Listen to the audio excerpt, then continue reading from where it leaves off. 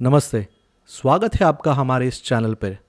इस चैनल पे हम उन खास मेहमानों को बुलाते हैं जो अपनी एक्सपीरियंसेस के थ्रू आपके पर्सनल और प्रोफेशनल लाइफ में वैल्यू ऐड करेंगे।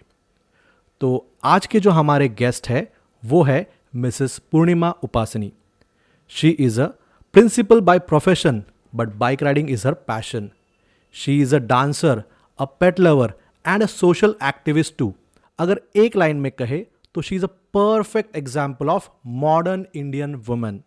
हमने मैम से ढेर सारी बातें की अबाउट हर एक्सपीरियंसेस, उनकी journey, Indian education system, how to perceive your passion without living your job etcetera.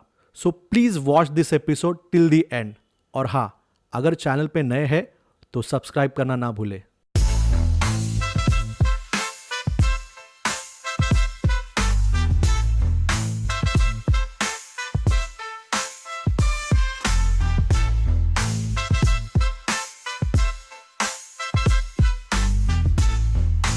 A very warm welcome to Purnima ma'am. So Purnima ma'am आज हमारे पॉडकास्ट में आए हैं, तो उनका बहुत बहुत स्वागत। Thank you Uday ji. Okay, great. So ma'am, podcast शुरू हम करते हैं आपके जर्नी से, तो हमें जानने में ये बहुत इंटरेस्टिंग होगा कि आपकी जो जर्नी थी, मैं means from your childhood till you become a school principal, तो वो जर्नी कैसी थी? एक्साइटिंग। और मैं बोलूँगी कि स्क्रैच से मेरी जर्नी यहाँ पे से स्टार्ट हुई, क्योंकि मैं शादी से पहले कहीं और रहती थी। शादी के बाद मैं यहाँ पे आई, तो मुझे अंबरनाथ पूरा नया था। यहाँ पे मेरी कोई भी पहचान नहीं थी, और आपको पता है जॉब के लिए थोड़ी तो पहचान होनी चाहिए एटलीस्ट आपको स्टार्टिंग लेवल पे। तो ऐसा हुआ कि मैं यहाँ पे आई, मेरी कोई पहचान नहीं थी। फिर मुझे एक चंद्रात्रे सर जो मेरे मेंटोर हैं वो मिले। उनके थ्रू मुझे पहला जॉब मिला। ओके। एक समय ऐसा था उदय जी कि मैं दिन में 3 जॉब करती थी। ओके। मैं पहले कॉलेज में क्लॉक और बेस पे प्रिंसिपल थी। सेम डे मैं एक स्कूल में पार्ट टाइम टीचर थी, और शाम को मैं ट्यूशन में 11-12 को पढ़ाने भी जाती थी। तो मैं 3 जॉब एक दिन में करती ये थी। कब की बात है ये? ये 2007 की बात है। ओके। तो उस टाइम इतना मेरा स्ट्रगलिंग पीरियड चल रहा था कि मैं क्लॉक आवर बेस पे पहले मैं एज़ अ जूनियर कॉलेज में एज़ अ प्रोफेसर थी। ओके। बट वहाँ पे हमें दिन के मिलते थे 70 रुपए, मतलब 70 रुपीज़। ओके, तो पर डे और पर आवर? पर आवर थे वो, और वो आवर भी पहला पर नहीं था, मतलब एक दिन में 1 आवर कंप्लीट नहीं होता था, वो 2 दिन में होता था। तो पर आवर 70 रुपीज़, मतलब दिन के 35 रुपए। और मुझे रिक्शा तब मेरे पास गाड़ी भी नहीं थी, तो रिक्शा में मुझे 50 रुपीज़ लग जाते थे। ओके। बट मुझे एक स्टार्टिंग पॉइंट चाहिए था कि जहाँ से मैं स्टार्ट करूँ, तो वो भी मैंने किया। फिर मेरी पहचान बढ़ी, फिर मुझे एक स्कूल में as a part time teacher बुलाने लगे, और नेक्स्ट ईयर से उन्होंने मुझे कन्फर्म बोला कि आप फुल टाइम आ सकते हो। बट 3 महीने मुझे as a part time teacher मुझे वहाँ पे जॉब करना पड़ा। फिर मैं जूनियर कॉलेज में थी, वहाँ से मुझे ट्यूशन भी मिला, जो मैं शाम में मतलब वो तो वीकली थ्राइस था, 3 दिन मुझे वीक वहाँ पे जाना पड़ता था। तो वो भी किया, मतलब एक दिन में मैंने 3-3 जॉब किए हैं। और ये सब स्टार्टिंग फ़ेज़ में था। फिर बाद में एज़ अ स्कूल टीचर मैंने 3 साल जॉब किया एक स्कूल में, फिर दूसरे स्कूल में गई। ऐसे मेरे पास 10 साल का एक्सपीरियंस होने के बाद मैं एज़ अ प्रिंसिपल बनी। और ऐसे बना, मतलब करियर ये क्यों हुआ, तो मैं बोलूँगी आपको कि मैं खानदानी टीचर हूँ। Is it? क्योंकि या मेरे नाना जी टीचर थे, ओके। मेरी मम्मी टीचर थी, मेरी मामी टीचर थी, मेरी चाची टीचर थी। तो उन सबको मैंने बचपन से देखा है पढ़ाते हुए। तो ऐसा कुछ हुआ ही नहीं कि मुझे ये नहीं करना है, मुझे यही करना है, ऐसा मैं सोच के चली और एज़ अ टीचर मैं बनी। तो मतलब आपका बचपन से फोकस था, राइट? बहुत मतलब बहुत बार देखा था कि मम्मी पढ़ा रही है, और वो जो एक क्लास का एटमॉस्फेयर था कि मम्मी का बच्चे सब सुनते हैं, और फिर छोटे-छोटे बच्चे मम्मी को कितना प्यार करते हैं, तो वो पहले से देखा था मैंने। राइट। तो एक मन में था कि नहीं, अब यही करना है। और एक मम्मी की सीख भी थी कि जब आप लेडीज़ हो तो आप टीचर जैसा बेस्ट जॉब मतलब दुनिया में है ही नहीं, कि आपको एक तो छुट्टियाँ भी मिलती है, जब अगर फेस्टिवल रहते तो आप घर पे भी वक़्त दे सकते हो, और सबसे मेन पार्ट कि बच्चों से आपको बहुत सारा अनकंडीशनल लव मिलता है। तो ट्रू। वो बेस्ट पार्ट था। तो for that reason I am the teacher. तो ये मतलब अगर मैं ये कहूँ तो गलत नहीं हुआ कि आपके ब्लड में, आपके डीएनए में ही टीचिंग है, राइट? यस, डीएनए में ही टीचिंग है बहुत। राइट, राइट, हुँ, राइट। तो मैं ये जानना चाहता हूँ कि मतलब आपका बचपन से ही क्लियर था कि आपको टीचिंग ही परस्यू करना है, राइट? यस, यस, पहले से। Okay, okay, great. तो हमें ये जानने में दिलचस्पी होगी कि एक इंटरेस्टिंग क्वेश्चन है बेसिकली। तो ये क्वेश्चन मैं पूछने से पहले ही आपसे माफी मांगता हूँ अच्छा। कि क्योंकि क्वेश्चन ही वैसा है, ठीक है? कि और ये यूनिक क्वेश्चन है और ये बहुत जेन्युइन क्वेश्चन है, आई वुड से, कि स्टैंडर्ड फर्स्ट से लेके स्टैंडर्ड 12 तक के बच्चों को ये क्वेश्चन रहता है। और वो क्वेश्चन ये है कि सारे प्रिंसिपल इतने खड़ूस क्यों होते हैं? मैं बोलूँ ये बात कि आप घर में भी देखोगे कि मम्मी और पापा में आप अगर कंपेयर करने जाओगे तो पापा थोड़े स्ट्रिक्ट होते हैं राइट। और कंपेयर टू मम्मी, मतलब मम्मी बहुत प्यार करेगी, आपको जो चाहिए खाना बना के देगी, आप ये नहीं खा रहे हो तो वो करके देगी, मतलब ऑप्शन भी देगी। बट पापा का कहना क्या रहता है कि खाना है तो खाओ, हम्म। या भूख लगेगी तो बच्चा खाएगा। राइट। ये पापा हमेशा बोलते हैं। तो हम जब स्कूल में रहते हैं तो जो टीचर रहती है ना, वो टीचर मम्मी रहती है कि वो लाड प्यार करेगी, ओके। बहुत पैम्पर करेगी। बट जब हम प्रिंसिपल के पास वो लड़का आता है तो मुझे पापा के जैसा स्ट्रिक्ट होना पड़ता है। अदरवाइज़ फिर होमवर्क नहीं होगा, अदरवाइज़ फिर पढ़ाई नहीं होगी या फिर डिसिप्लिन नहीं रहेगा। तो मैं तो बोलती हूँ प्रिंसिपल को बस डिसिप्लिन मेंटेन रखने के लिए एक मास्क पहनना पड़ता है और वो रहता है खड़ूसपन का। तो मतलब ये अंदर अंदर से आप सॉफ्ट ही रहते हो, नारियल की तरह, हाँ, कि वो सॉफ्ट बाहर रहते हो। हार्ड और अंदर सॉफ्ट। वो हमारा थोड़ा-थोड़ा कभी-कभी बाहर आता है। एटलीस्ट हम क्या करते हैं, लाइक पिकनिक के टाइम थोड़ा लीनिएंट हो जाते हैं कि चलो प्रिंसिपल नहीं हूँ आज, मैं आज आपकी टीचर हूँ, आपकी फ्रेंड हूँ, आपके साथ मस्ती करेंगे। बट जब आप स्कूल में हो तो आप डिसिप्लिन मेंटेन करना है तो मुझे एज़ अ प्रिंसिपल आपसे बात ही करनी पड़ेगी, वैसा मुझे खड़ूस बनना ही पड़ेगा। Right, right, right. नहीं, इससे होता क्या है ना, मतलब मैंने ऐसा देखा है कि बेसिकली जो स्टूडेंट्स रहते हैं, राइट? तो अगर प्रिंसिपल अप्रोचेबल है तो वो बिना किसी हेजिटेशन के प्रिंसिपल के पास जा सकते हैं। जैसे मेरे केस में क्या होता था कि हमारे प्रिंसिपल जो थे, वो इतने स्ट्रिक्ट थे कि हम उनके पास जाए तो कैसे जाए? तो वो एक हमेशा झिझक रहती थी मन में कि यार प्रिंसिपल के ऑफिस में जाना मतलब कि खतरे का बुलावा, या राइट? प्रिंसिपल ने बुलाया हाँ, तब कुछ ना कुछ कुछ तो हुआ है, कुछ तो गड़बड़ हुई है, राइट? तो वो ये डिस्टेंस हम कम कैसे कर सकते हैं as a student and principal के बीच में? हाँ, तो इसके लिए ना मेरे पास एक सॉल्यूशन है कि मतलब बच्चे ऑफ कोर्स मेरे से भी डरते ही है स्कूल में कि डायरेक्टली वो मेरे पास नहीं आते हैं। तो फिर वो क्या करते हैं, उनके क्लास टीचर को थोड़ा बोलेंगे, "आप बोलो ना प्रिंसिपल मैडम को कि हमें भी पिकनिक जाना है, हमें भी ये करना है।" फिर वो टीचर टीचर थ्रू आगे मेरे से अप्रोच होता है, तो फिर मैं थोड़ा बच्चों को बुलाती हूँ, फिर क्या बोलना है आप लोगों को? फिर वो थोड़ा-सा हो सकता है कि उनको जो चाहिए, जो उसमें हम थोड़ी-सी लीनियंसी दिखाएँ कि चलो ठीक है, आपने अगर ये कंप्लीट किया तो आपको ये मिलेगा। जैसे हम बच्चों को करते हैं ना घर में भी कि पहले ही होमवर्क फिनिश करो तो आपको आइसक्रीम मिलेगी। राइट। तो हम प्रिंसिपल भी ऐसे करते हैं और हर प्रिंसिपल मैं नहीं बोलती हूँ कि खड़ूस है, थोड़ी-सी स्ट्रिक्ट तो होनी चाहिए क्योंकि पूरा स्कूल, पूरा इंस्टीट्यूशन उनको चलाना है, बट इतना भी खड़ूस नहीं होना चाहिए कि बच्चे आपके पास आने से इससे डरे। डर है, राइट। अभी मेरे स्कूल में आप देखोगे कि फर्स्ट स्टैंडर्ड से 10th स्टैंडर्ड का बच्चा कभी भी मेरे पास आ सकता है, मेरे से डायरेक्टली बात कर सकता है और अगर उनको कुछ अलग करना है तो वो उनके क्लास टीचर के थ्रू भी आ सकता है, तो मैं उनको भी बात कर सकती हूँ, बट थोड़ा-सा स्ट्रिक्ट होना चाहिए। ज़रूर। तो नहीं ये खड़ूस बट स्ट्रिक्ट चाहिए। स्ट्रिक्ट चाहिए, राइट, राइट, राइट। तो होता क्या है कि एज़ अ 90s किड, तो अभी जैसे कि मेरा बचपन जो था, मतलब हाँ, 90s मेरे किड, टाइम में बहुत राइट, स्ट्रिक्ट थे लोग। राइट, हाँ। Right, right. तो होता क्या था पता है? कि जो ऐसे स्ट्रिक्ट सर रहते थे, टीचर या प्रिंसिपल, तो उन्हें हम एक नाम रखते थे, एक निकनेम रहते थे, राइट? हाँ। तो जैसे कि अभी मैं मेरा एग्ज़ाम्पल बताऊँ तो हमारे प्रिंसिपल थे, उनका नाम मैं लेना नहीं चाहूँगा यहाँ पे क्योंकि वो बुरा मान जाएँगे। तो उनको हम चोर बुलाते थे, सब लोग। मुझे लगा हिटलर ऐसा कुछ नहीं, नहीं, नहीं, बोलते हैं। चोर चोर बुलाते थे, उसके पीछे रीज़न था। होता क्या था कि जैसे कि अभी देखिए कि कोई ऑफ पीरियड है, कोई लेक्चर है नहीं, मतलब टीचर अवेलेबल नहीं है, तो बच्चे ऑब्वियसली मस्ती करेंगे, ये वहाँ से यहाँ से वहाँ पेन्स फेंकेंगे, मस्ती करेंगे, आवाज़ करेंगे। ये सर आके क्या करते थे, पीछे खिड़की में खड़े रहते थे चुपके और से। चुपके से देखते थे और कुछ नहीं बोलते थे, कुछ नहीं बोलते थे। तो जब तक वो साइड वाला बच्चा जिसको पता नहीं चले और वो तब जब तक किसी को बताए नहीं, तब तो वो खड़े रहते थे।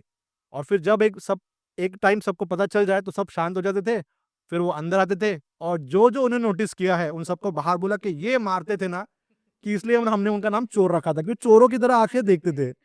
नहीं, अभी एक तो मारना अलाउड नहीं है टोटली। मतलब गवर्नमेंट ने बहुत बड़ा ऐसा, मतलब ठीक है, थोड़ा मारना ज़रूरी था, बट गवर्नमेंट ने वो भी रूल नहीं बोला है, तो मारना तो नहीं है।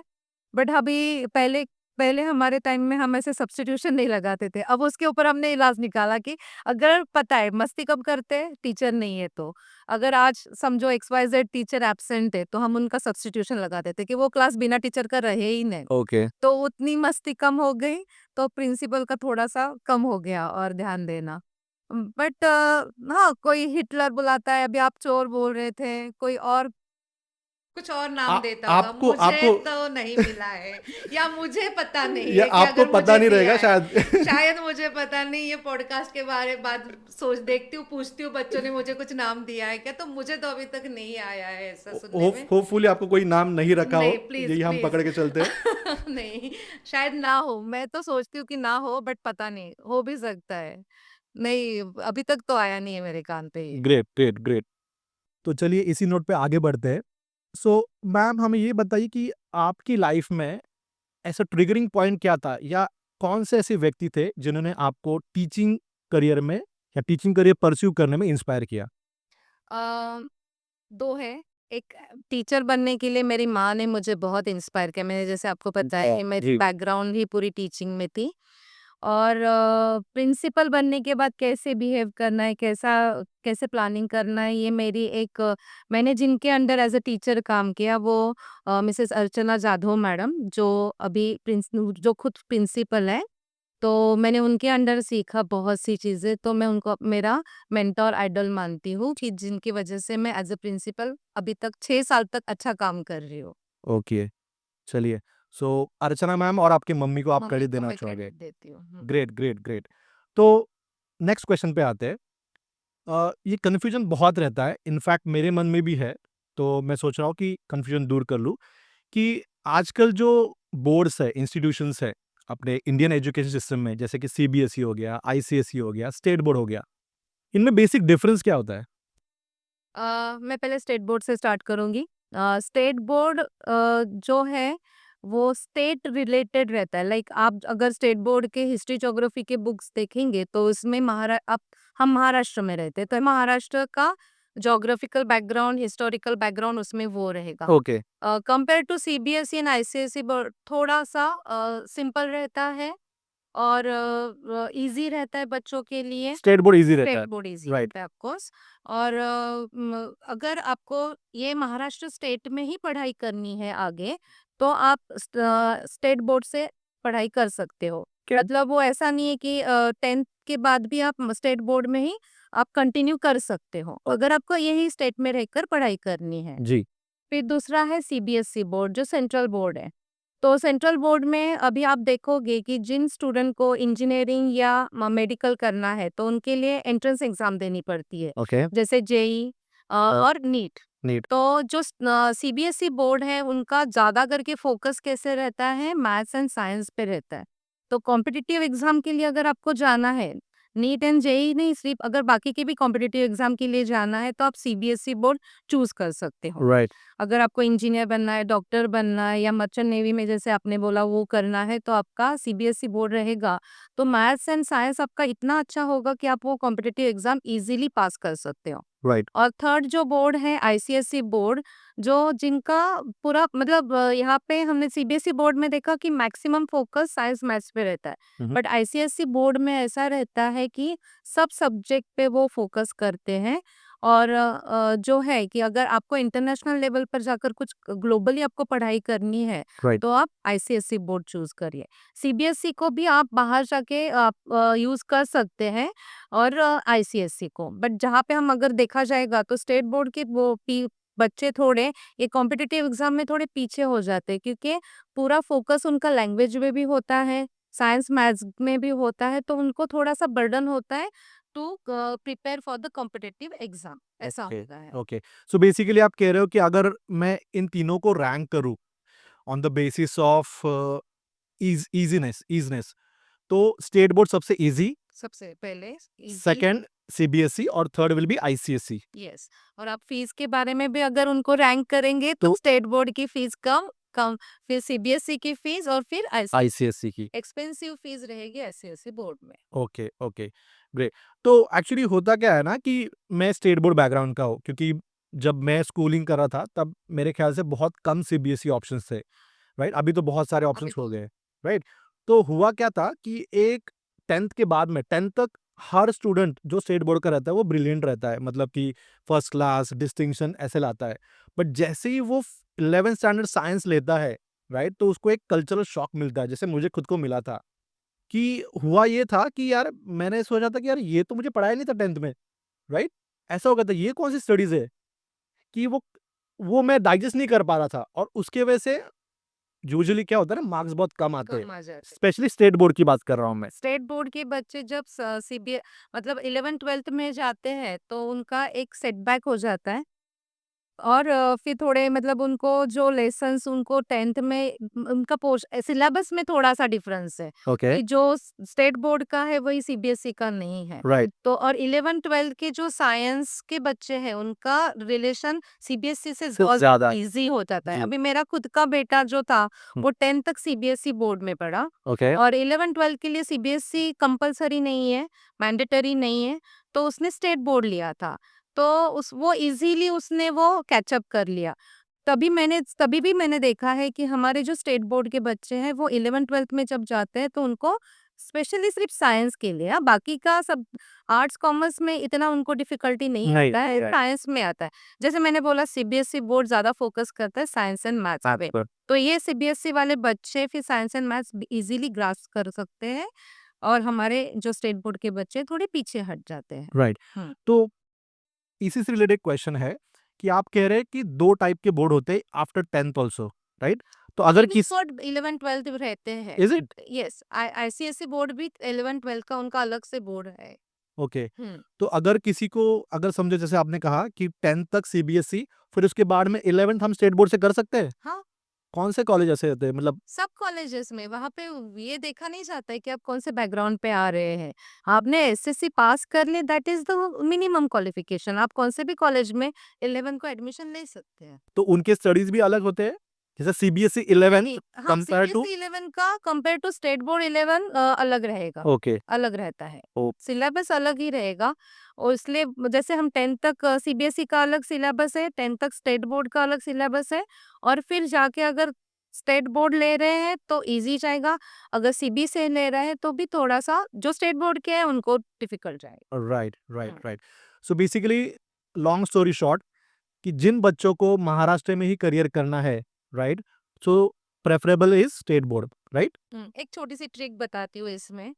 अभी सीबीएसई का करिकुलम थोड़ा डिफिकल्ट रहता है कंपेयर टू एसएससी, और अब ये जो बच्चे हैं 11th-12th साइंस में ले रहे हैं और जिनको कंपैरेटिव एग्जाम की स्टडी करनी है, तो उनको ज़्यादा टाइम देना है। ओके, तो इसीलिए वो क्या करते हैं, एक शॉर्टकट यूज़ करते हैं, सीबीएसई से वो स्टेट बोर्ड की 11th-12th में एडमिशन लेते हैं। एक तो सिलेबस थोड़ा सिंपलर रहता है तो उनको उसमें दिमाग इतना डालना नहीं पड़ता है, वो फ़ोकस ज़्यादा करते हैं उनके कॉम्पिटिटिव एग्ज़ाम, एंट्रेंस एग्ज़ाम के, ओके, ओके। तो वो उनको ज़्यादा ईज़ी जाता है। राइट, राइट, हुँ। राइट।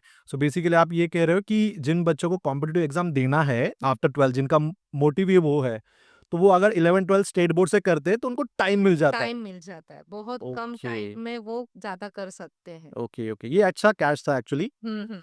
और ये मैंने मेरे बेटे के लिए खुद हुआ है, ओके, किया, तो आपने इम्प्लीमेंट किया है ये। इम्प्लीमेंट किया है, इसलिए वो मैं मतलब एक्सपीरियंस से बता सकती हूँ। Right, right, right. बट अभी लेटेस्ट न्यूज़ में मैंने ऐसा सुना कि जो गवर्नमेंट है, Maharashtra government, they are trying to abolish state board, right? अभी वही हो रहा है कि ये जो डिफरेंस आप जो बोल रहे थे कि मुझे 11th में बहुत ज़्यादा राइट, डिफ़िकल्ट गया, तो ये डिफ़िकल्टी हर स्टेट बोर्ड स्टूडेंट को हो रही है। राइट। तो उसके वजह से अब ये जो न्यू एजुकेशन पॉलिसी आ रही है, वो डिफरेंस ही नहीं रख रही है कि ये स्टेट बोर्ड नहीं, ये सीबीएसई नहीं, ये आईसीएसई नहीं। सबको एक समान पोर्शन सिलेबस दे, सब एक साथ ही पढ़ें, जो भी पढ़ना है इतना। तो मतलब जो स्टेट बोर्ड के बच्चे पीछे रह रहे थे, उनको राइट। आगे लाने के लिए ये सब हो रहा है कि अलग-अलग बोर्ड ना हो, सबका मिला के एक कॉमन कौन सिलेबस रहेगा कि जो स्टेट बोर्ड का भी बच्चा अच्छे से कर पाएगा, सीबीएसई वालों को भी वो ऐसा नहीं लगेगा कि बहुत ही सिंपल है, राइट। एक कॉमन करके वो होगा। ये होता भी है क्योंकि क्या होता है ना कि स्टेट बोर्ड के बच्चों को ज़्यादा छुट्टियाँ भी मिलती है, राइट? स्पेशली हाँ, अप्रैल में उनको पूरा, और वर्किंग आवर्स भी कम रहते हैं हाँ, उनके। अप्रैल में 2 महीने की समर वेकेशन रहता है और सीबीएसई का अगर देखा जाए तो उनको 1 अप्रैल से ही बुलाते हैं। बुलाते हैं, उनको तो 1 महीना ही छुट्टी मिलती ये मेरे बच्ची का स्पेशली उसका बहुत कंप्लेंट था कि मुझे स्टेट बोर्ड में डाल दो क्योंकि मुझे 2 महीने छुट्टियाँ मिलेगी। बट अभी होपफुली वो स्टेट बोर्ड का चेंज होगा, है अभी। राइट? तो ये जानना चाहता हूँ मैं कि as a parent as a parent जब कोई पैरेंट अपने बच्चों को स्कूल में डालते हैं, राइट? तो वो क्या चीज़ें देखे कि जिससे वो डिसाइड कर पाए इज़िली कि इसे स्टेट बोर्ड में डालना है या सीबीएसई में, आईसीएसई में? देखो, मैं बोलती हूँ अपना बच्चा कैसा है वो अब पेरेंट्स को पूरा पता रहता है। शैतान है, मस्ती कर रहा है, पढ़ाकू है या फिर ये सब्जेक्ट में अच्छा है, वो सब्जेक्ट में थोड़ा कम है, पूरा पेरेंट्स को पता रहता है। बट पहले तो उन्होंने मानना चाहिए। बहुत से पेरेंट्स को लगता है कि नहीं मेरा बच्चा अभी पढ़ाई नहीं कर रहा है, 10th में आएगा तो बहुत अच्छी हाँ, पढ़ाई राइट, करेगा। अब नहीं हो सकता है। राइट। आपका बच्चा 5th स्टैंडर्ड में नहीं कर रहा है, 10th में तो जाके वो पूरा ब्लैंक हो जाता है। हुँ, ऐसे तो मैंने बहुत से बच्चे देखे हैं। बट अननेसेसरी जो उनके ऊपर जो बर्डन डालते हैं एक्सपेक्टेशन का, हुँ, हुँ, तो वो पहले पेरेंट्स ने कम करना चाहिए। राइट, जब आपको आपका बच्चा पता चलेगा कि वो कैसा है, मॉडरेट है, होशियार है या वो बहुत आर्ट में उसकी ज़्यादा इंटरेस्ट है या साइंस उसका फेवरेट सब्जेक्ट है, तो ये जब पता चले जाएगा तब आप बोर्ड चूज़ कर सकते हो। अगर आपको पता चल रहेगा कि ये साइंस में अच्छा है, मैथ्स भी उसका हुँ, ओके-ओके है, ये इंजीनियर बन सकता है। राइट, तो फिर उसको मैथ्स एंड साइंस पे ज़्यादा फोकस करके उसको सीबीएसई बोर्ड दो हुँ, ताकि वो कॉम्पिटिटिव एग्ज़ाम में अच्छे से कर पाए। राइट, अगर आपको लग रहा है कि आपका बेटा लैंग्वेजेस में अच्छा है, कि वो अभी कभी-कभी छोटे-छोटे बच्चे भी पोएम छोटे-छोटे बनाना शुरू कर देते हैं। तो अगर लैंग्वेज में अच्छा है तो उसको आर्ट्स दो, उसको कुछ बुक लिखने के लिए इंस्पायर करो ताकि वो जाके आगे जाके एक राइटर बने, नॉवेलिस्ट बने।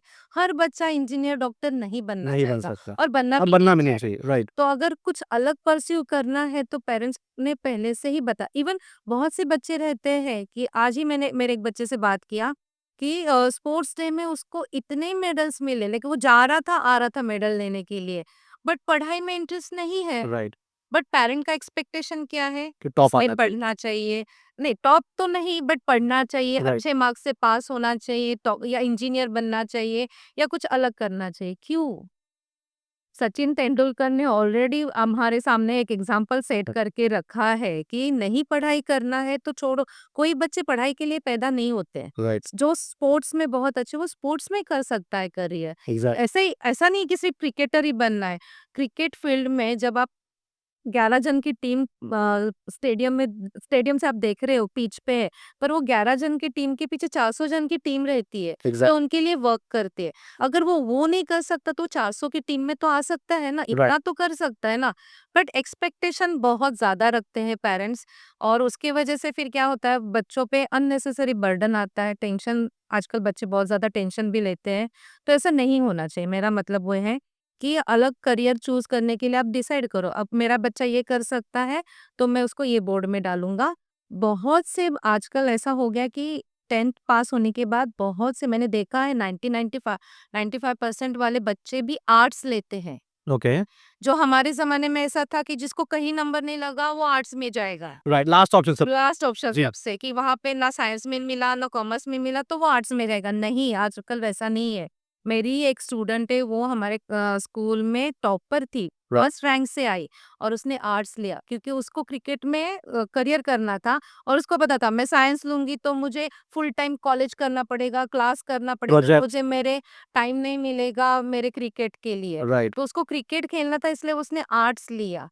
मेरी एक फ्रेंड की बेटी है उसको फ़िल्म इंडस्ट्री में जाना था उसने आर्ट्स लिया। एग्ज़ैक्टली, तो मतलब उनको पता है कि मुझे क्या बनना है और मुझे ये प्रैक्टिकल्स और वो जर्नल्स लिख के मेरा टाइम वेस्ट नहीं करना है, प्रोजेक्ट बना के मुझे मेरा टाइम वेस्ट नहीं करना है।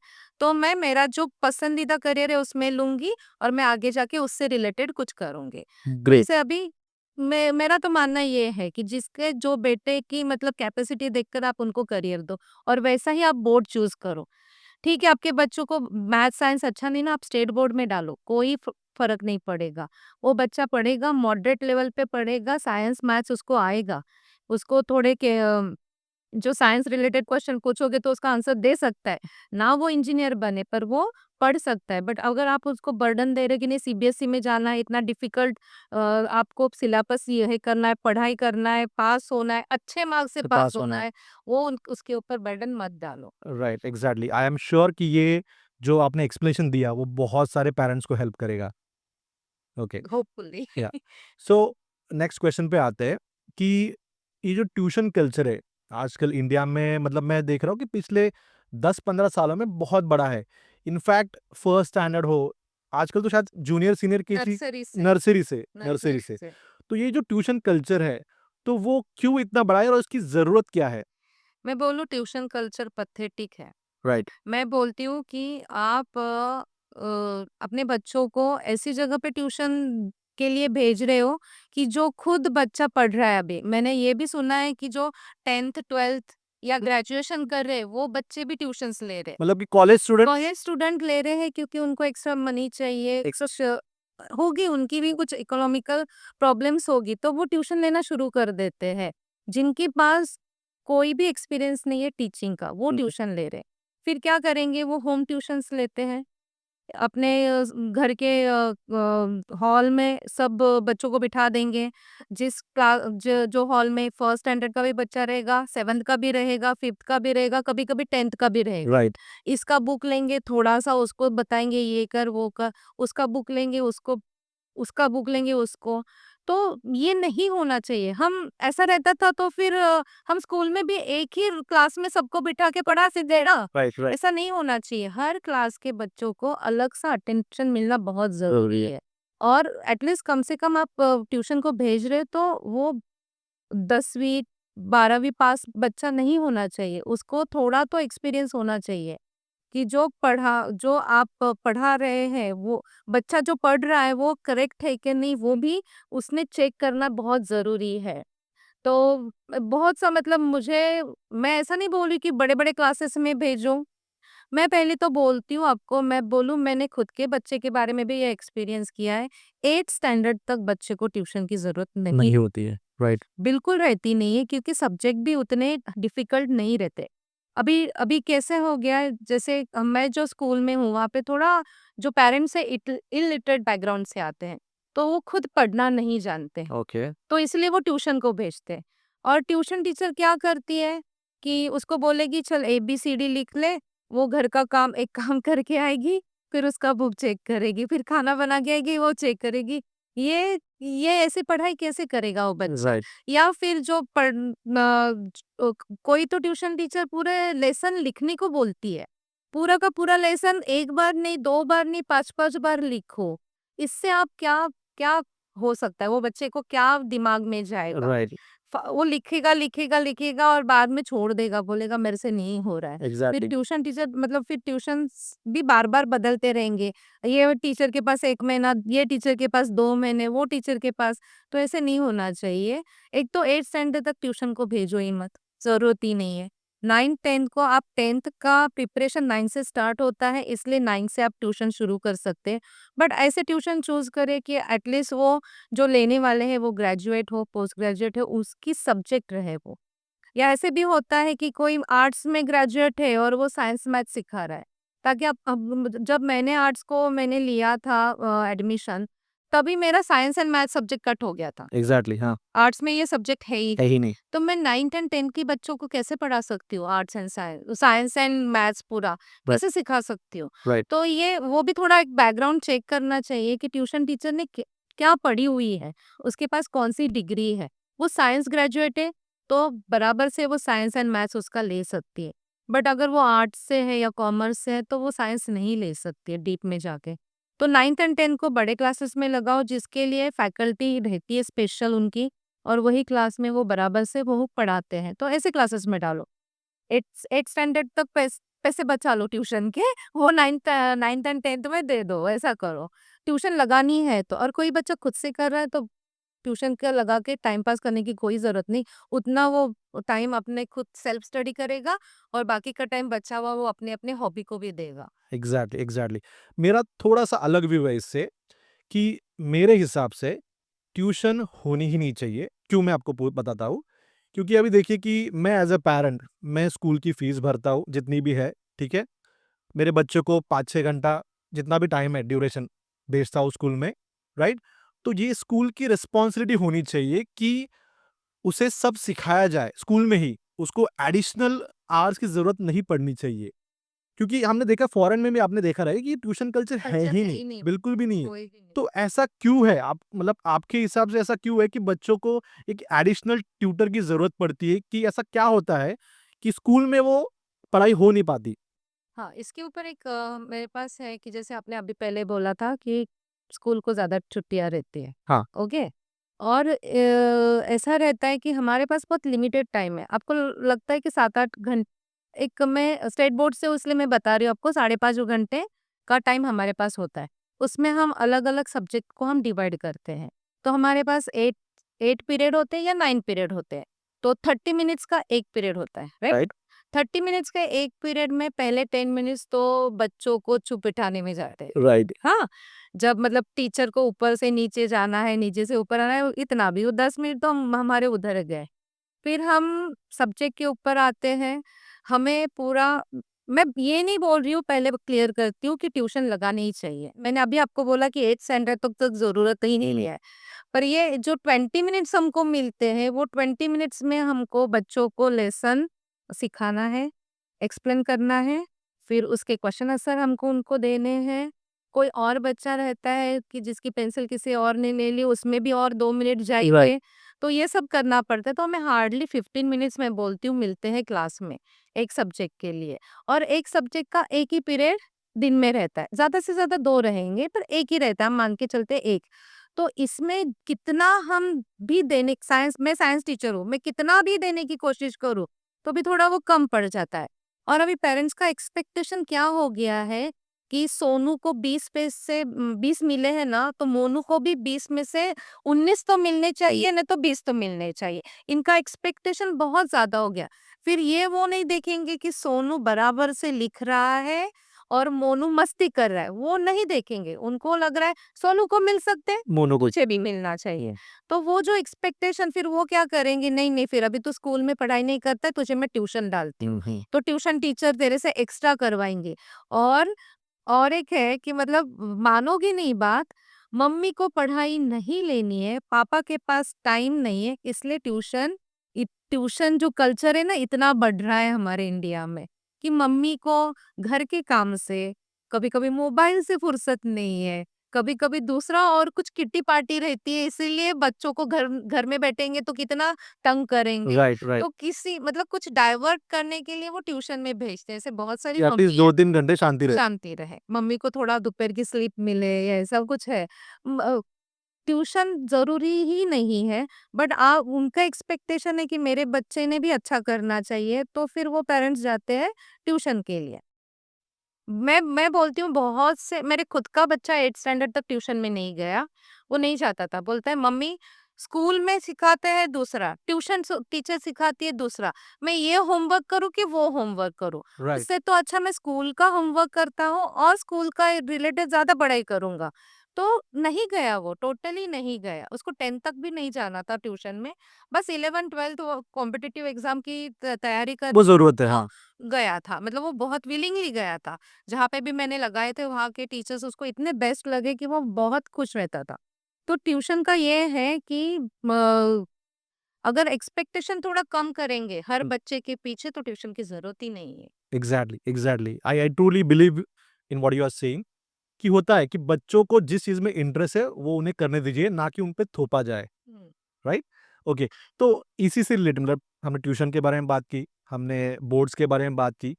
अब हमें ये बताइए कि इंडियन एजुकेशन सिस्टम में जो फीस है, वो आसमान छू रही है आज के डेट में, बहुत राइट? मैंने देखा है कि नर्सरी, जूनियर केजीज़ की फी भी 1-1 लाख छू रही है, बहुत राइट? तो ये क्यों है? क्या ये जस्टिफाइड है इतनी फीस? नहीं, कुछ दिनों में बैंक के पास ये भी लोन अप्रूवल्स आएँगे कि बच्चे की ट्यूशन फीस भरनी है तो हमारा लोन लोन पास कर दो। तो नहीं, एक्चुअली इतनी फीस की सच में जरूरत नहीं है। स्टार्टिंग के फेज में अगर नई स्कूल कोई बनती है तो उनको इंफ्रास्ट्रक्चर के लिए पैसे की जरूरत पड़ सकती है। तो बट मैं बोलूँ, आप अभी आप देखेंगे कि अभी जो स्कूल्स है वो सब इतने बड़े बड़े ब्रांड्स आ गए हैं, तो उनके पास ऑलरेडी उनका पैसा है। एग्जैक्टली। बट एक जो है ना, मतलब मैं बोलती हूँ ये सब पेरेंट्स की वजह से हो रहा है कि उनको ना एक उन्होंने प्रेस्टीज इशू बना दिया है कि इसका बच्चा XYZ स्कूल में पढ़ता है, उसकी फीस 1 लाख रुपीज ईयर है, तो मेरा भी बच्चा सेम वही स्कूल में जाएगा। तो अगर स्टेटस स्टेटस के वजह से। सिंबल हो ओके। गया उनका कि वो एक प्रेस्टीज इशू है कि मेरा भी बच्चा वही स्कूल में पढ़ेगा, उतना ही मैं फीस दे सकता हूँ, ये मुझे दिखाना है सोसाइटी में। इतना फीस की इतनी जरूरत नहीं है।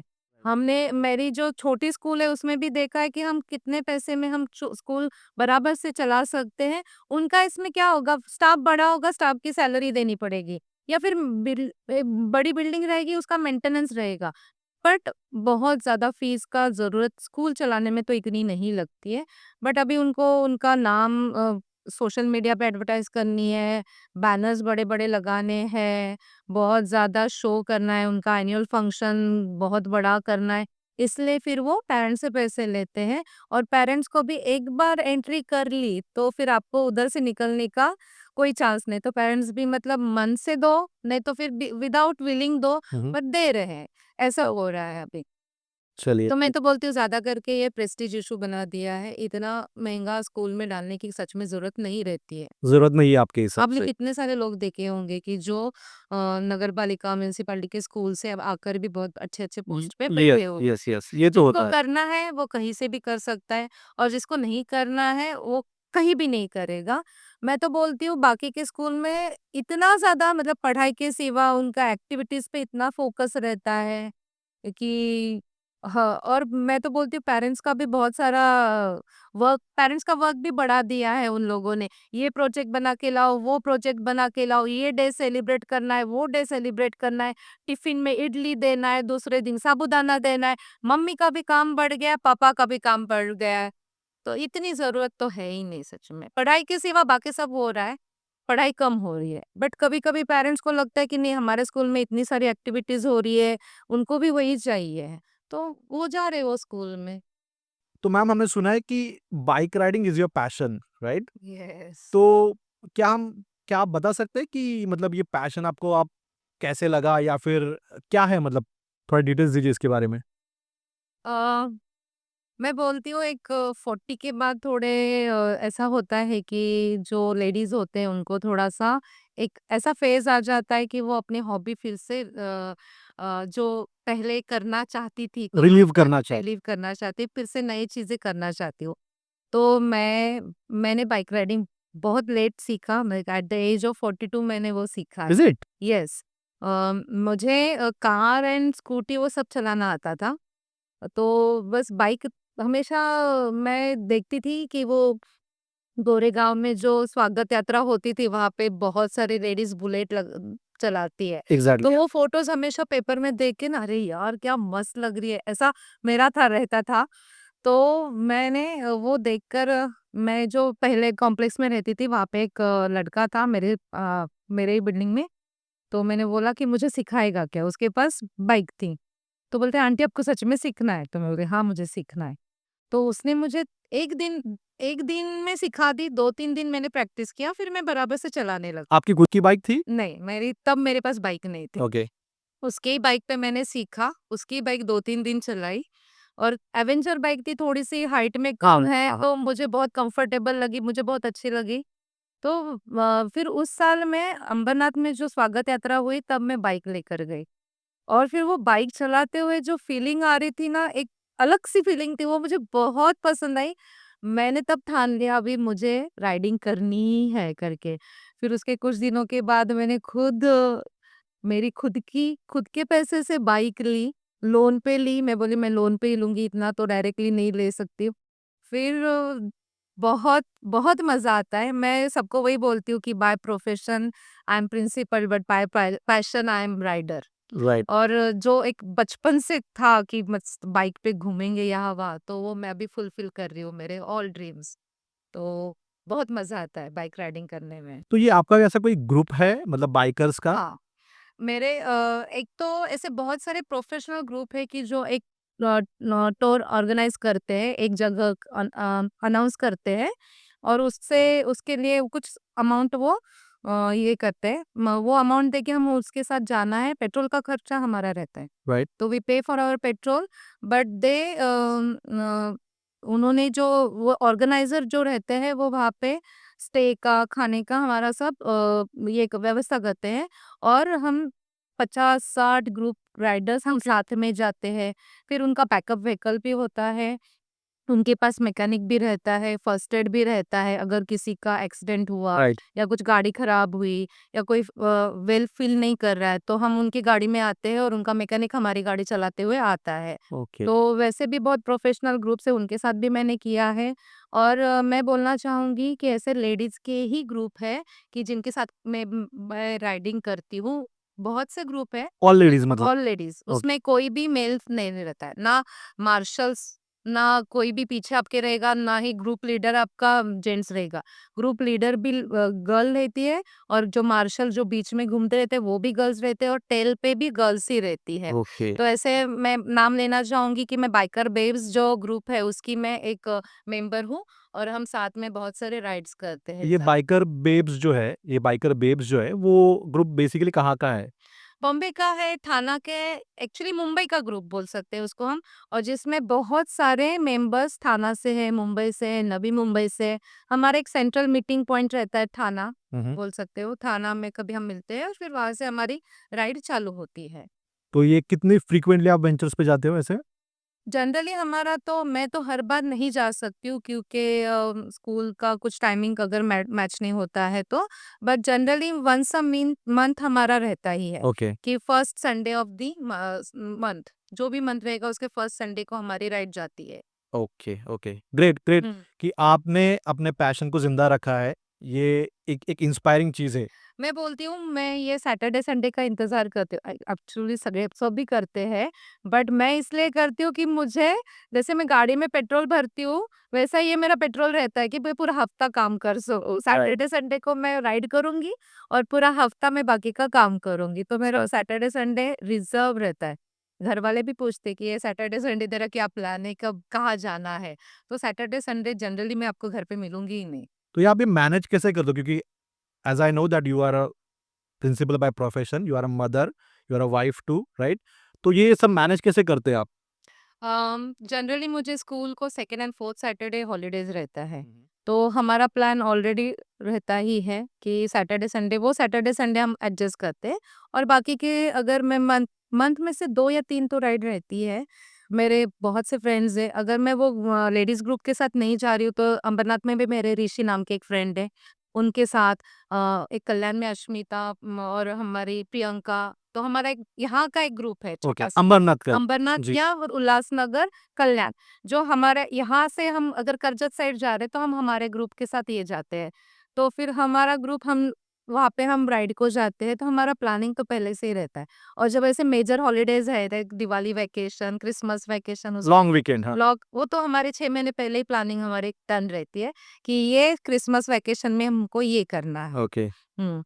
तो अभी ये क्रिसमस नहीं, ये दिवाली वैकेशन में मैं गई थी कोस्टल राइड पे जो मैं गोकर्ण तक मैं बाइक लेकर गई थी। हमने 2 स्टेट क्रॉस किए, महाराष्ट्र स्टेट से हम गोवा गए, गोवा से हम कर्नाटक स्टेट में हमने एंटर किया और उसमें मैंने हाईएस्ट मेरा running 350 kilometres in a day था।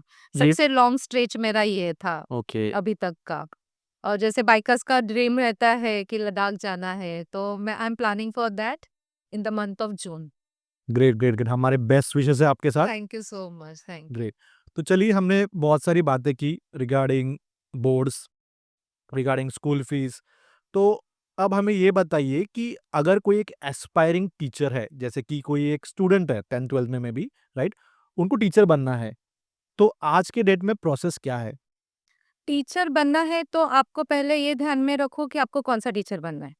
3 pre primary teacher, secondary teacher. Okay तो 3 इस क्राइटेरियाज़ है, तीनों के अलग-अलग कोर्सेस है।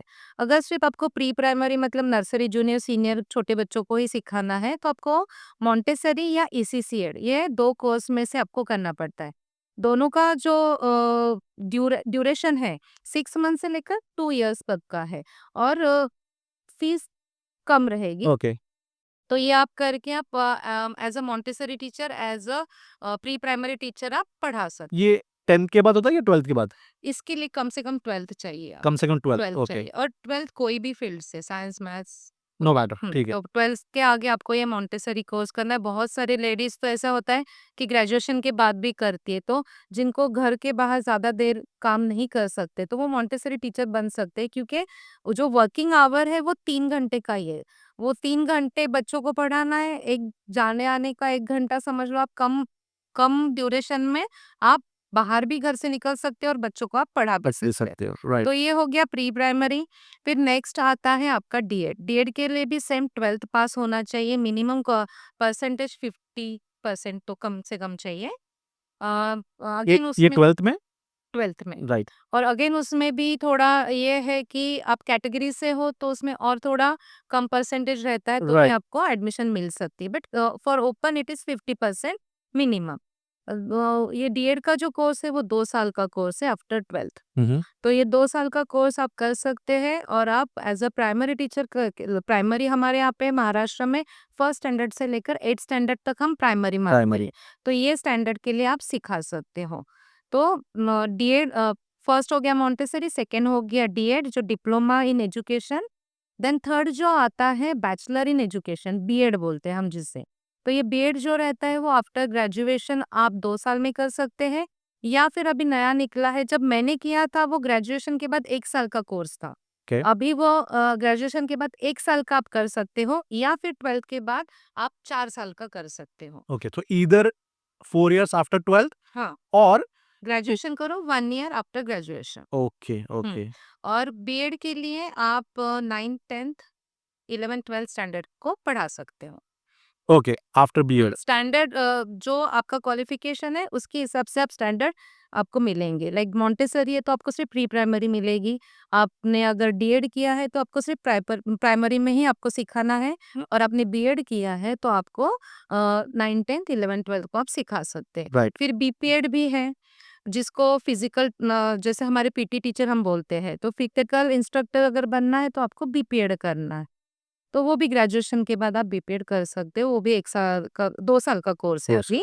तो वो करके आप एज़ अ पीटी टीचर करके भी जॉब स्टार्ट कर सकते हैं। तो ये जो डीएड और बीएड आपने कहा तो नियर बाय एरिया में कौन से कॉलेजेस है जो ये कोर्सेज पढ़ाते हैं अभी जो है अंबरनाथ में डीएड एंड बीएड कॉलेज में मुझे जहाँ तक पता है सिर्फ सेवा सदन है उल्लासनगर में। ओके मुझे इसके बारे में अभी इतना ज़्यादा जानकारी नहीं है, क्योंकि यहाँ से पास अंबरनाथ में शायद नहीं है।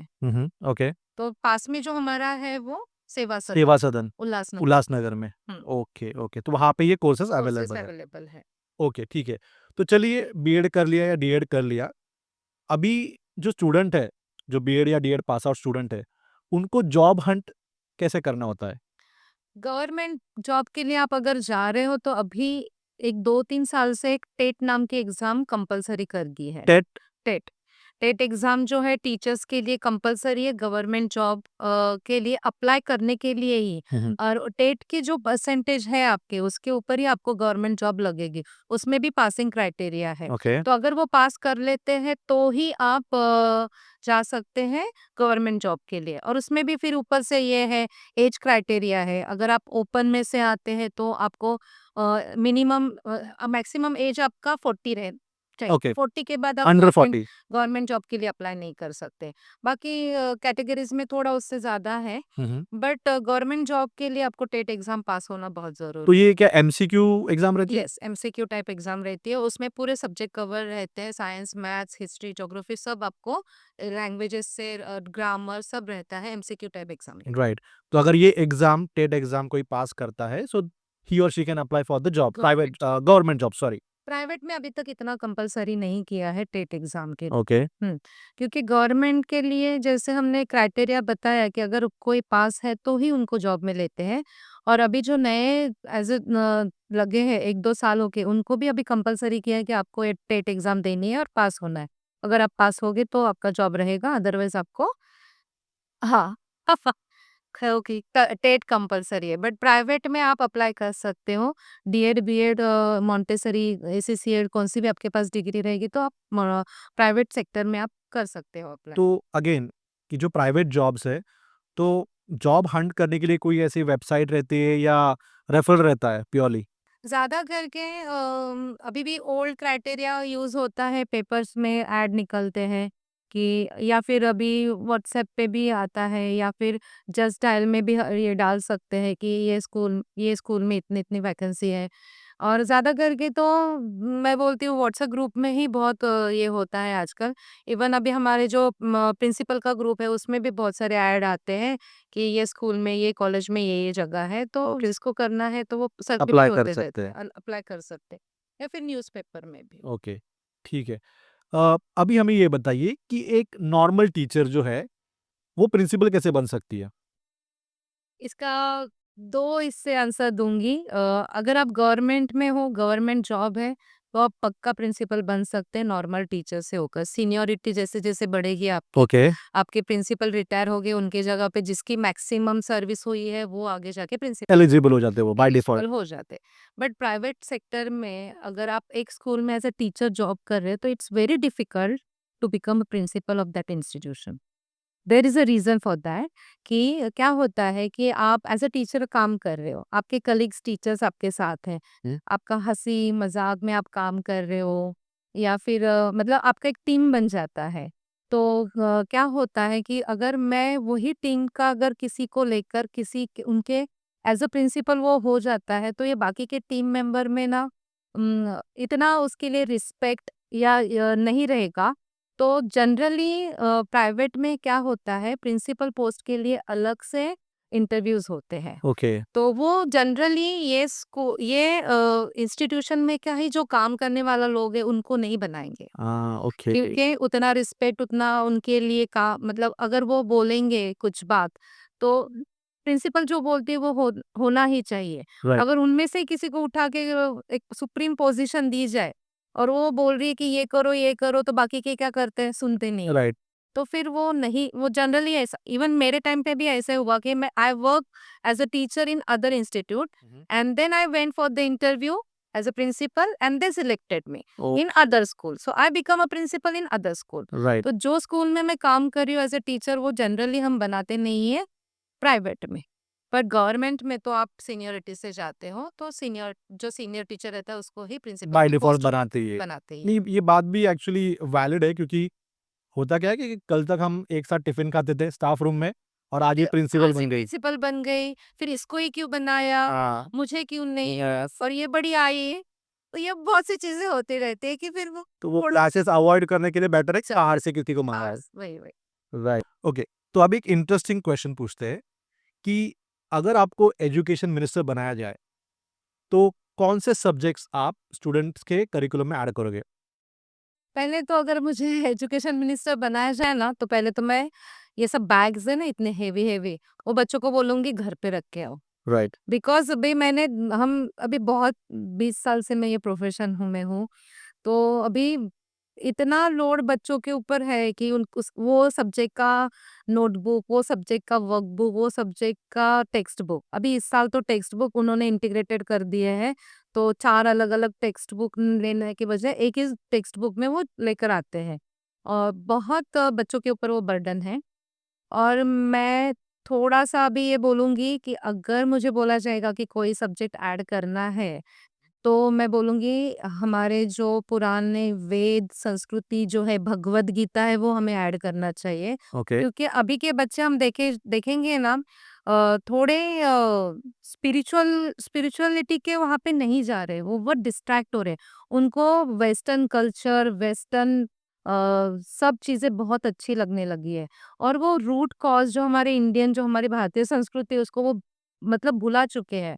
तो जैसे मैंने सुना कि सऊदी अरेबिया में भी Bhagavad Gita as a subject बच्चे पढ़ रहे हैं। Is it? यस, वो भी सऊदी जैसे कंट्री में। तो अभी इंडिया में भी बहुत ज़रूरत है कि भगवत गीता को हमने लाना चाहिए। आई थिंक इंडिया में भी शुरू हो गया है, तो ये करना चाहिए बच्चों को। एक एज़ अ पर्सन उनको पहले कैसे होना चाहिए वो सिखाना बहुत ज़रूरी है। वो बाद में इंजीनियर बनेंगे, डॉक्टर बनेंगे, बाद में सब होंगे, बट एक पर्सन आप कैसे चाहिए, वो भगवत गीता उन्हें ज़रूर सिखाएगा। तो हर बच्चे ने भगवत गीता सीखनी चाहिए। एग्जैक्टली। तो ये सब्जेक्ट भी है और अभी तो न्यू एजुकेशन पॉलिसी आ रही है जिसमें बहुत सारे चेंजेस हैं।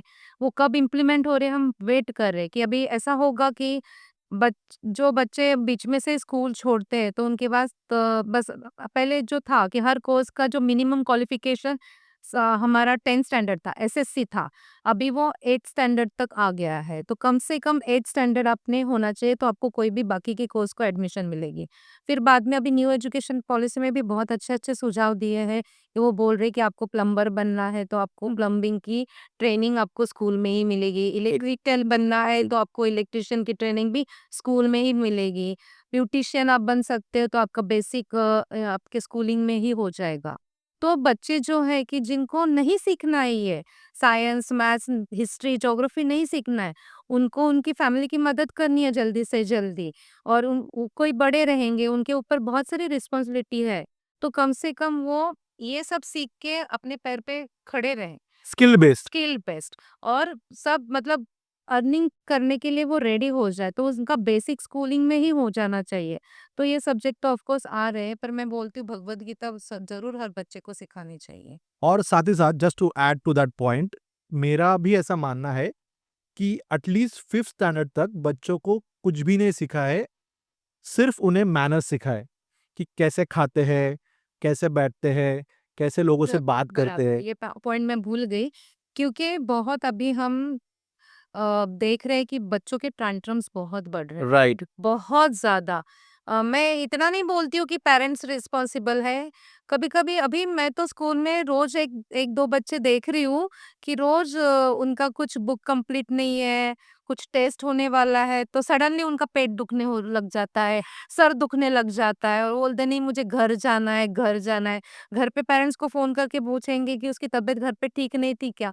तो बोलते नहीं घर पे तो एकदम ठीक था इसलिए हमने स्कूल में भेजा। अगर उसका पेट दर्द होता था तो हम भेजते नहीं थे। बराबर है। बट वो बच्चा भी ये टैंट्रम्स करना भी सीख गए कि उनको पता है कि अगर मैं ये करूँगा तो मैं टेस्ट से बच जाऊँगा, मैं बुक देने से बच जाऊँगा, मैं कुछ मतलब मेरे ऊपर कुछ रहेगा तो मैं उससे बच जाऊँगा। तो सच में पहले मैनर्स सिखाना बहुत ज़रूरी है और पेरेंट्स का भी एक्सपेक्टेशन क्या रहता है वो स्कूल में रहता है, वो स्कूल में सिखाओ। और स्कूल के टीचर्स का एक्सपेक्टेशन रहता है अरे आप पेरेंट्स हो आप तो कुछ तो रिस्पॉन्सिबिलिटी राइट। लो तो आप कुछ सिखाओ तो सच में पहले मैनर्स बिहेवियर सब सिखाना चाहिए कि आप कैसे बिहेव कर। Exactly, exactly. तो मैम आपको कितने साल हो गए प्रिंसिपल बने? मैं मुझे 7 साल कंप्लीट हो जाएंगे ये मई में। राइट। तो इस 7 साल के टेन्योर में कभी आपके साथ ऐसा कोई इंसिडेंट हुआ है, मतलब फनी इंसिडेंट किसी पेरेंट के साथ में, या जो आप शेयर करना चाहेंगे? बहुत ज़्यादा होते रहते हैं फनी इंसिडेंट्स क्योंकि उनको मतलब मैं सोचती हूँ कि कभी-कभी ना पेरेंट्स की क्लास लेनी चाहिए बच्चों से ज़्यादा कि बच्चे तो बच्चे, पेरेंट्स भी ऐसे ही। बहुत से पेरेंट्स कभी आते हैं, अभी बच्चा कोई गलती कर दे तो हम पेरेंट्स को बोलते हैं, तो पेरेंट्स डायरेक्टली हमको बोलते हैं, "टीचर आपको जितना मारना है उतना मारो।" अरे! मारने से क्या होने ये लगा? पेरेंट्स आपको बोल ये रहे हैं? पेरेंट्स हमको बोल रहे हैं। और ये मेरा सुनता नहीं है, आप जो करना है करो। मैं बोली पहले तो आप माँ-बाप हो तो ये तो बात बंद ही कर दो कि ये मेरा सुनता नहीं है। आप उसके लिए सबसे पहले गुरु हो तो आपका तो सुनना ही चाहिए और मारने से कुछ भी सॉल्यूशन हाथ में नहीं आएगा कि आप बोल रहे हो मारेंगे तो क्या होगा? कुछ नहीं हो सकता है। तो आप मारो जो भी करना है करो, हमें कुछ भी प्रॉब्लम नहीं है। मैं बोलती यहाँ पे तो गवर्नमेंट ने बोला है मारना नहीं है। राइट। नहीं हम तो कंप्लेंट नहीं करेंगे, आपको जो करना है कर लो। मेरे बच्चे को सिर्फ पढ़ाई करने लगाओ। मैंने जैसे बोला कि जो एक्सपेक्टेशन बहुत हाई है, उसको मिलता है मेरे बच्चे को क्यों नहीं क्यों मिलता नहीं? है? एक पेरेंट्स मेरे पास आके रोने लग गई। बोलती है कि मेरा बच्चा मेरा सुनता ही नहीं है। हम्म। मैं बोली क्या करता है घर में दिन भर? बोलता है कुछ नहीं, अगर बोलता है एक दिन तो बहुत झगड़ा किया। मैं बोली किस चीज़ के ऊपर? मैंने रिमोट छुपा दिया था इसलिए। मैं बोली क्यों?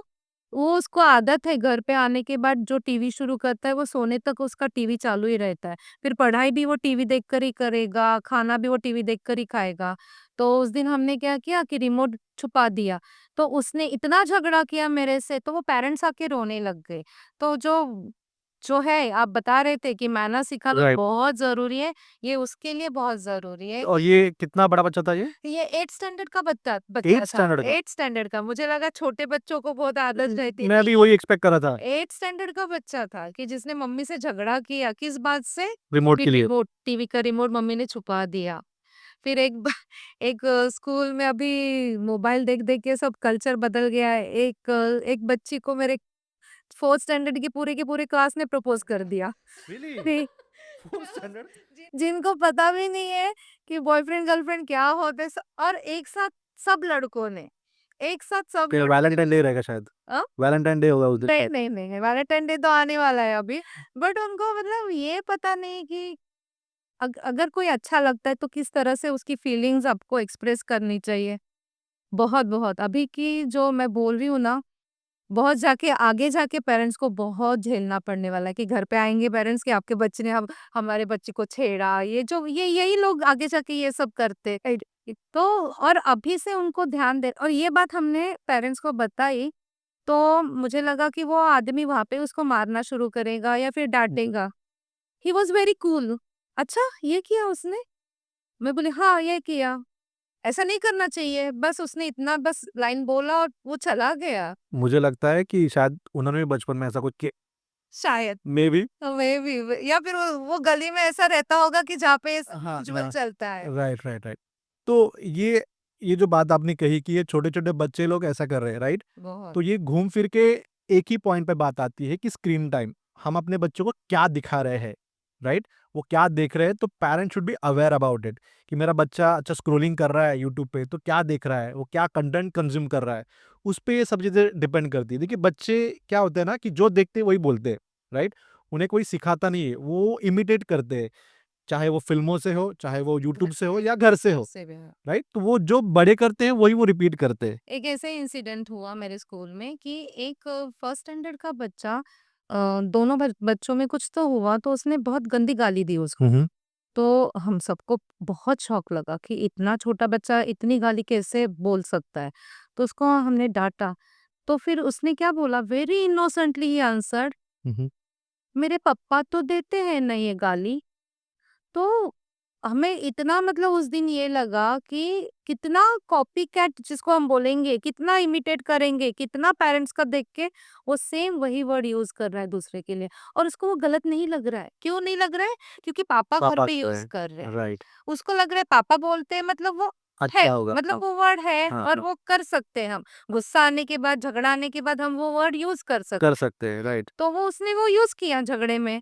तो ये बहुत सी हम मैं टीचर्स को जब हमारा कुछ मीटिंग वो रहता है तो पहली बात बताती हूँ कि आपको 2 आँखें हैं। आप 2 आँखों से 50 बच्चों को देख रहे हैं। बट 50 बच्चों की 100 आँखें हैं। 100 आँखों से वो आपको देख रहे हैं।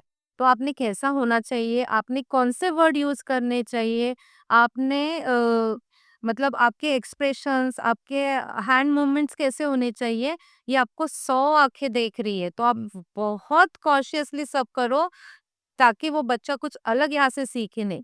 पेरेंट्स का सीखे हम कुछ नहीं कर सकते। बट स्कूल में तो बच्चों के लिए हम कभी भी ऐसे वर्ड यूज़ नहीं कर सकते या फिर ऐसे कोई लैंग्वेज ऐसे कोई कुछ अलग तरीके से एक्सप्रेशन हम उनको दे नहीं सकते। तो बहुत रिस्पॉन्सिबिलिटी रहती है एज़ अ टीचर के ऊपर। एग्ज़ैक्टली। हुँ। तो टीचर ने हर टाइम कॉशियस रहना चाहिए। बहुत कॉशियस और प्रिंसिपल ने उससे ज़्यादा कॉशियस कि राइट। अगर कोई और मिस्टेक करता है उसका भी ब्लेम प्रिंसिपल पे ही आता है। जैसे आपने देखा होगा बदलापुर में इतना सब हो गया उसके वजह से भी प्रिंसिपल के ऊपर आ गया। मतलब प्रिंसिपल को तो बहुत कॉशियसली काम करना पड़ता है क्योंकि वो फेस है स्कूल का। हुँ, हुँ। स्कूल में जो भी होगा एक्स वाई जेड जो भी होगा उसके लिए whole and sole responsible principal है। तो प्रिंसिपल को मैं वहाँ पे जब जाती हूँ ना मुझे याद नहीं आता है कि मेरे घर में मैंने ये नहीं किया, वो नहीं किया, बाई नहीं आई, मेरा बच्चे ने क्या खाया, कुछ भी याद नहीं आता है। क्योंकि मेरे ऊपर वो पूरे 200 बच्चों की पूरी ज़िम्मेदारी रहती है। I am the mother of them तो मुझे पहले उनको देखना है। इवन मैं घर पे भी बच्चे को बोल के रखती हूँ कि 3 बजे के बाद जो भी तेरा है ना 3 बजे के बाद, जैसे आपने बोला कि फैमिली को आप कैसे एडजस्ट करते हो। 3 बजे के बाद मैं तेरी मम्मी, तब मैं प्रिंसिपल हूँ, मुझे ज़्यादा डिस्टर्ब करना नहीं है। अनलेस एंड अनटिल इमरजेंसी है। इवन मेरे घर वाले भी मुझे ज़्यादा कॉल नहीं करते, मैं जब स्कूल में रहती हूँ तब। बहुत इमरजेंसी रहेगी तो ही कॉल होता है बस। ओके, तो इसी से रिलेटेड एक क्वेश्चन है कि जैसे आपने कहा कि principal is a face of the school, right? तो एक प्रिंसिपल की रोल्स एंड रिस्पॉन्सिबिलिटीज क्या होती है? कि जैसे कि टीचर है तो टीचर के सब्जेक्ट्स होते हैं कि साइंस है, मैथ्स है। प्रिंसिपल के क्या रहते हैं काम? मैं बोलूँ फुल टाइम मज़दूर। फुल टाइम मजदूर। एक ही वर्ड यूज़ करूँगी क्योंकि टीचर आती है, एक जो सब्जेक्ट दिया है, जो लेसन दिया है वो पढ़ाती है और चली जाती है। बुक करेक्ट करती है, जो भी चेक करना है चेकिंग वो सब कर दे। बट प्रिंसिपल को ये भी देखना पड़ता है कि प्यून आया कि नहीं और टीचर आई कि नहीं। प्यून आके बोलता है ये नहीं है, वो नहीं, उसका भी सुनो। पेरेंट आके बोलता है उसका भी सुनो। मैनेजमेंट हमको ही सुनाती है, टीचर्स भी हमको ही बताते। तो सबकी बड़ी मम्मा बन के मैं वहाँ पे रहती हूँ। हाँ, चलो बोलो वहाँ पे जाके क्या-क्या सुनना है? मैं रोज़ जाती हूँ, आज क्या नया होगा? आज क्या नया है? आज क्या नई कंप्लेंट आई? आज क्या नया चैलेंज रहेगा? तो बहुत मतलब फुल टाइम वर्कर रहती हूँ वहाँ पे कि सब सब मैनेज करना है, ड्यूटीज़ तो बहुत सारी है। अगर आप एकेडमिकली देखोगे तो टीचर जो मैंने सब्जेक्ट सब टीचर्स को दिए हैं, वो बराबर से पढ़ा रहे कि नहीं, चेकिंग हो रही है कि नहीं, बच्चों के बुक्स प्रॉपरली करेक्ट हो रहे हैं कि नहीं वो भी देखना है, पोर्शन कंप्लीट हो रहा है कि नहीं, एग्ज़ाम कब शेड्यूल करना है वो भी कर देखना है मुझे। फिर अगर स्कूल में एनुअल डे, स्पोर्ट्स डे जो भी है वो भी मुझे देखना है, वो भी ज़्यादा रिस्पॉन्सिबिलिटी है कि वो स्मूथली निकल जाए क्योंकि हम बाहर से गेस्ट बुलाने वाले हैं। उनके सामने कुछ फियास्को नहीं होना चाहिए या ये नहीं हुआ, वो नहीं हुआ, ये प्राइज़ नहीं मिल रहा, वो नहीं हुआ, वो भी होना नहीं चाहिए। सब मतलब प्राइजेस स्कूल में पहुँचे कि नहीं और उसको पैकिंग ठीक से किया कि नहीं, ये भी हमको यहाँ तक। देखना, यहाँ तक हमको देखना है।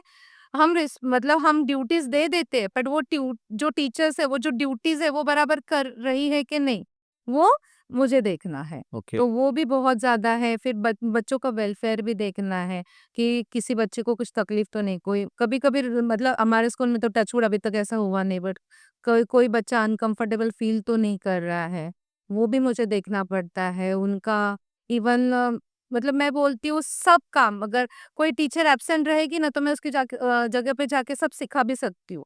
तो मुझे सब देखना पड़ता, तो like I am the master of all हो गई हूँ मैं। पर ऐसे बोलते हैं मास्टर ऑफ नन बोलते हैं, बट मैं मास्टर ऑफ ऑल हो गई हूँ।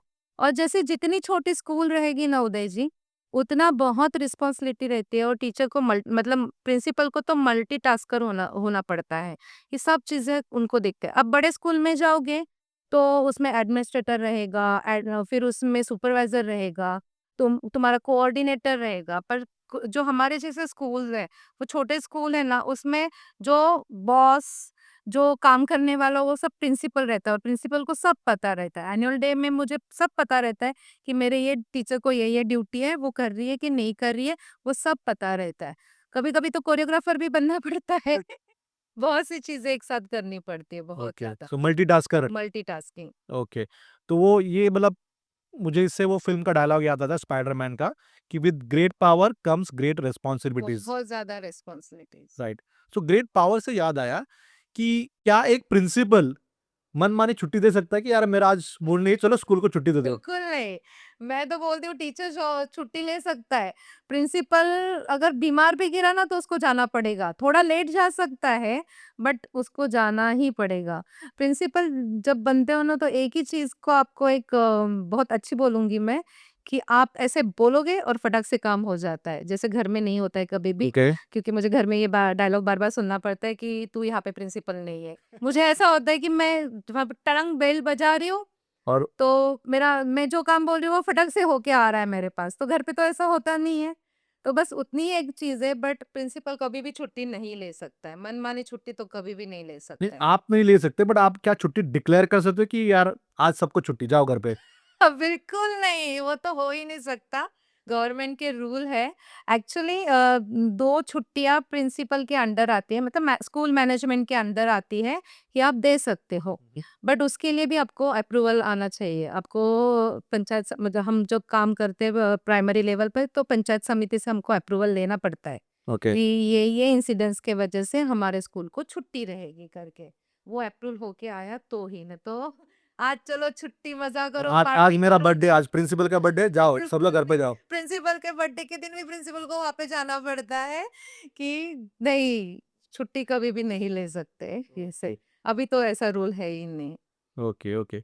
सो ऑन दैट नोट, कोविड-19 की बात करते हैं कि कोविड-19 में टीचिंग एक्सपीरियंस आपका कैसा था? मिक्स था। सबसे पहले तो जब आया कोविड, तो सब लोग बैफल्ड थे कि करना क्या है एग्जैक्टली। स्कूल कैसे शुरू करें, स्कूल में पढ़ाई कैसे करें, बच्चों के लेक्चर्स कैसे करें। और सब तब तक ये जूम मीटिंग ये सब कॉर्पोरेट लेवल पे थे, हमें तो पता ही नहीं था कि मतलब कोई हैदराबाद से कोई बैंगलोर से एक साथ मीटिंग में आ सकता है करके। तो हमारा बहुत पहले तो समय हमको वो करने में गया कि हम कैसे हमारा स्कूल के लेक्चर्स ले सकते हैं। तो उसके लिए पहले हमारे टीचर्स की ट्रेनिंग मुझे सीखना पड़ा, फिर टीचर्स की ट्रेनिंग लेनी पड़ी कि ऐसे हम मीटिंग ले सकते हैं, ऐसा हम ज़ूम क्लासरूम या फिर गूगल क्लासरूम हम क्रिएट कर सकते हैं, ऐसे लिंक हम बच्चों को भेजना है, ऐसा टाइम टेबल हम ये करेंगे। वो पहले टीचर के साथ तो मुझे 2-3 मीटिंग्स लेनी पड़ी, फिर जाके वो हमारा जब एक हो गया कि हम दिन के 3 लेक्चर लेंगे ज़ूम पे। फिर वो लिंक शेयर करना ग्रुप में, फिर बच्चे उधर आएँगे, फिर उनकी प्रेज़ेंटी लेना, फिर टीचर्स ने लिया। फिर था कि तब इतना ये भी पता नहीं था कि सबको एक साथ म्यूट कर सकते हैं। तो किसी-किसी का माइक चालू, किसी के घर से मिक्सर की आवाज़ आ रही है, किसी का छोटा बच्चा रो रहा है, फिर सबको माइक म्यूट करने का बताना पड़ा। फिर बैकग्राउंड कैसे करें? टीचर तो बहुत कॉशियसली रहती थी कि मैं यहाँ पे पढ़ा रही हूँ तो मेरे पीछे एटलीस्ट दीवार रहे या कर्टन रहे। बच्चों का ऐसा नहीं था। राइट। बच्चों के पेरेंट्स आगे पीछे करते थे, छोटे भाई-बहन भागते थे, ये करते थे। क्या-क्या देखने को मिला मैं तो बता भी नहीं सकती हूँ। तो हमें पेरेंट्स की भी एक मीटिंग लेनी पड़ी कि हम ले रहे हैं लेक्चर, तब माइक म्यूट रखना है, घर में आवाज़ नहीं आनी चाहिए। और अभी इतना तो है नहीं कि बच्चों को स्पेशल रूम रहे। तो एटलीस्ट वो जहाँ पे बैठे वो दीवार होनी चाहिए, उसके आगे-पीछे कोई करना नहीं चाहिए। वो सब सिखाते-सिखाते हमने लेक्चर्स लिए, उनकी पढ़ाई ली। फिर जो एग्ज़ाम थी, फिर से वो एग्ज़ाम कैसे करना है, गूगल में कैसे एग्ज़ाम हम करेंगे। फिर टीचर्स को वो भी ट्रेनिंग देना पड़ा कि ऐसे फिर एमसीक्यू है, फिर उनको टाइप करना तो नहीं होने वाला है। फिर एमसीक्यू टाइप क्वेश्चंस खुद निकालो, फिर वो सब गूगल फॉर्म में वो एग्ज़ाम। फिर बच्चे तो अलग ही था बच्चों का, कोई आया, कोई नहीं आया। फिर फीस से भी बहुत इश्यू हुए कि अगर बच्चे स्कूल में नहीं आ रहे तो फीस किस चीज़ की आप ले रहे हो करके। फिर मुझे है कि कोविड में हमारे सैलरी हाफ हो गई थी। ओके। वो नियर अबाउट 1 साल तक मेरे टीचर्स ने हाफ सैलरी में काम किया क्योंकि बच्चों की फीस ही नहीं नहीं आ आती रही थी। थी। और हम किसी को कंपल्सरी भी नहीं कर सकते थे क्योंकि बहुत से पेरेंट का real genuine genuine reason problem था था। कि उनकी जॉब्स चली गई है, कोई घर पे था, जॉब नहीं जा रहे थे, तो बहुत स्ट्रगल करना पड़ा, फाइनेंशियली भी हमको बहुत स्ट्रगल करना पड़ा, टेक्निकली भी हमको स्ट्रगल करना पड़ा क्योंकि बहुत से टीचर इतने नए थे टेक्नोलॉजी से कि उनको नहीं जमता था। फिर उनके बच्चों की रिस्पॉन्सिबिलिटी बढ़ गई कि मम्मी को सिखाओ, मम्मी को क्लासरूम ये करके दो। तो बहुत एक लाइफ लॉन्ग लेसन जैसे हम कर सकते हैं कि राइट। फ्यूचर में भी हमको ये इससे हो सकता है कि we can face again. Right. तो फिर हम अभी like we are prepared for prepared for that. हाँ। ओके। ये मतलब कोविड में भी ऐसा हुआ था कि होता क्या था कि जैसे कि कोई पैरेंट है, उनके 2 बच्चे हैं, राइट? लेकिन मोबाइल तो एक है। तो जब तक वो बड़े बच्चे का चल नहीं रहा है ज़ूम मीटिंग, तब तक दूसरा बच्चा देखते रहता था कि वो कब जॉइन करे। करेक्ट। तो ऐसे भी बहुत सिचुएशन हुए बहुत, थे। बहुत, बहुत से पेरेंट्स के पास एंड्रॉयड फ़ोन भी नहीं था। नहीं था, राइट। बहुत से लोगों ने एंड्रॉयड फ़ोन के लिए भी बहुत स्ट्रगल किया है, कि जो नॉर्मल मोबाइल पे तो ये सब होने वाला नहीं है। पॉसिबल नहीं है। फिर एक ही मोबाइल घर में है, हुँ। पापा लेकर जाते थे, हाँ। फिर बच्चे कैसे, फिर और एक मोबाइल के लिए उनको ये करना स्ट्रगल करना पड़ा, बहुत ज़्यादा। ये कोविड ने हमें बहुत सी चीज़ें सिखा दी है, मैं राइट। बोलती हूँ कि मतलब हमको ये सबसे बड़ी सीख दी है कोविड ने कि हम खुश रहना चाहिए या हम भगवान का शुक्रिया अदा करना चाहिए कि हम ज़िंदा हैं। एटलीस्ट हमारे पास खाने के जितने पैसे हैं और सबसे पहले तो हम ज़िंदा हैं। जिंदा है, राइट। इतने सारे लोग अननेसेसरीली उस दौरान सबकी डेथ्स हुई है। कितने मतलब बहुत एक बहुत ट्रेजिक मोमेंट भी था कि मेरे स्कूल में भी एक एक दो पेरेंट्स कहते कि कोविड की वजह से उनके पापा की डेथ हो गई तो फीस नहीं भर पाए तो हमने उन लोगों को फिर फीस का भी एक कंसेशन दे दिया कि नहीं भरेंगे तो भी चलेगा ओके। करके बहुत बहुत बहुत सिखा के गया है कोविड हमें। तो अगर मतलब रफ लैंग्वेज में बताऊं ना, तो ये कोविड जो था उसने ह्यूमंस को अपनी औकात दिखा दी। सच में औकात दिखा दी, उनकी रियलिटी दिखा दी कि आप भगवान से तो बड़े नहीं नहीं हो। जो इतने दिन तक चल रहा था कि हाँ, मैं हाँ। कौन हूँ, मैं ये कर सकता हूँ, वो कर हाँ, सकता नहीं। भगवान सबसे सबको एक लाइन में खड़ा कर दिया। सबको सबको गरीब अमीर सब सब सब एक लाइन में आ गए थे। सब घर में बैठे पिंजरे में बैठे थे। तब आज़ादी का भी मतलब सबको ये हुआ कि हम घर से बाहर जाते हैं तो हम कितना मतलब हमने सबने वो मिस किया राइट। बहुत ज़्यादा। ओके, तो आपके प्रिंसिपल की जर्नी से ही कंटिन्यू करते हैं कि आपकी जर्नी में कभी ऐसा एक मेमोरेबल मोमेंट आया है किसी स्टूडेंट से रिलेटेड कि जिसका इम्पैक्ट आप पे ह्यूज रहा हो? अ, मैं उधर से एक बात बोलना चाहती हूँ कि एक खुद की तारीफ नहीं है बट एक मैं सबसे पहले मानती हूँ कि मैं प्रिंसिपल के पहले एक समाज का घटक हूँ। राइट। तो मेरी थोड़ी रिस्पॉन्सिबिलिटी मेरे समाज की तरफ भी है तो थोड़ा डोनेशन करना या फिर फूड डोनेशन ड्राइव करना ये मैं करती रहती हूँ। तो ऐसे ही मेरे स्कूल में एक बच्ची थी तो बैकग्राउंड इकोनॉमिकल बैकग्राउंड बहुत खराब। मतलब उसके पास 10th की फीस भरने के लिए पैसे नहीं थे। तो वो मेरे पास आई कि मैडम मेरा बहुत प्रॉब्लम चल रहा है, मेरे पास इतने पैसे भी नहीं है कि मैं 10th के जो बोर्ड एग्ज़ाम की फीस है वो मैं भर सकती हूँ। तो मैंने बोला ठीक है बेटा, नो प्रॉब्लम। उसको मैंने कुछ भी नहीं बताया। फिर मैंने वो फीस भर दी, मैंने मेरे क्लर्क को बोला कि वो फीस उससे माँगना नहीं है। मैंने उसकी उतनी फीस भर दी। उसको पता भी नहीं है, उसको बताया भी नहीं गया बाद में उसको पता चला टीचर से कि ये फ़ीस है ना मैडम ने भरी थी। तो 10th का रिज़ल्ट लगने के बाद वो मेरे स्कूल में फर्स्ट आई। वाओ! वो लड़की मेरे स्कूल में फर्स्ट आई। तो जस्ट वो मेरे पास आई और उसने मेरे पैर छुए। तो उसने मैंने कुछ उसको बताया नहीं, उसने भी मुझे कुछ बताया नहीं कि थैंक यू आपकी वज़ह से ये हुआ। उसको पता था ये बात? बाद में पता मैं रिज़ल्ट के पहले पता चल गई थी उसको। राइट। तो रिज़ल्ट के बाद उसको पता था वो चीज़। उसने बस मेरे पैर छुए और मेरे पास देखा। तो वो जो हमारा सिर्फ़ हमारी जो आँखें मिली ना तो वो कन्वर्सेशन था ना उसने कुछ कहा, मैंने कुछ कहा। बट हम दोनों को समझा कि मतलब उसको जो बोलना था वो मुझे उसकी आँखों में से पता चल गया कि जो भी हुआ आपकी वज़ह से हुआ और मुझे वो मैं उसको ये भी बताया गया था कि मैडम ने बोला है तुझे बताना नहीं करके। तो उसने भी वो बताया नहीं और मैंने भी बताया नहीं, तो उसको वो एक था कि नहीं मुझे तब लगा कि नहीं मैंने जो मेरा जो इच्छा थी कि वो पढ़े और उसने वो लड़की ने वो मतलब टॉप पर मेरे स्कूल की टॉपर बन के वो कंप्लीट की, वो मुझे बहुत बहुत ज़्यादा खुशी हुई। और ये बिना कहे हम बोलते हैं हमारे इसमें कि ये हाथ का दूसरे हाथ को भी पता नहीं चलना राइट। जब आप डोनेट कर रहे हो। तो वो बात हो गई उसको मेरी तरफ से तो मैंने बताया नहीं।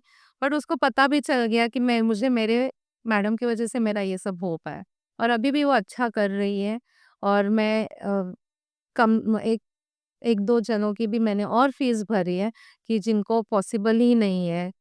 कंसेशन देने की भी बहुत कोशिश करती हूँ, मैनेजमेंट से थोड़ा झगड़ती भी हूँ उसके लिए कि इसको कंसेशन दो राइट। करके। तो होता है, हो जाता है और वो मैं बोलती हूँ ये दुआ दुआ कभी खाली नहीं जाएगी। Exactly, exactly. Do good and forget. Yes, वो तो है, फॉरगेट तो है नहीं हो फॉरगेट क्योंकि अभी बहुत से लोगों का ये है कि आगे के क्वेश्चन में आपको आंसर करूँगी कि good people gives you good vibes right. And bad people give you bad vibes. तो आपको पता लग जाता है कि बैड पीपल से कैसे दूर रखना है, तो फिर हो जाता है। मतलब राइट। हो जाता है, मतलब ये अच्छी बात होती है कि हमारे ज़िंदगी में हमारे माँ-बाप की दुआ खाली नहीं जाएगी कभी और ऐसे ऐसे जो हमने किसी को मदद की है, बिना बताए, तो उनकी भी दुआ कभी भी खाली नहीं जाएगी। Right, right. तो एज़ अ प्रिंसिपल सबसे चैलेंजिंग पार्ट क्या रहा है? 2 पार्ट है। एक मतलब ऐसा है कि जो बच्चे इलिटरेट बैकग्राउंड से आते हैं, उनको सिखाना बहुत डिफ़िकल्ट जाता है। कंपेयर टू द जो जिनके घर में एजुकेशन है, मम्मी-पापा पढ़े हैं, जो पढ़ाई लेते हैं, पढ़ा मतलब बच्चों को पढ़ा भी सकते हैं थोड़ा, तो उनका तो इतना प्रॉब्लम नहीं आता है। बट जिनके मम्मी-पापा पढ़े नहीं है ना, उनका बहुत ज़्यादा हमको मतलब वो बच्चों को सिखाने में हमको बहुत डिफ़िकल्टी आती है, क्योंकि बच्चे के घर में एजुकेशन का बैकग्राउंड ही नहीं है।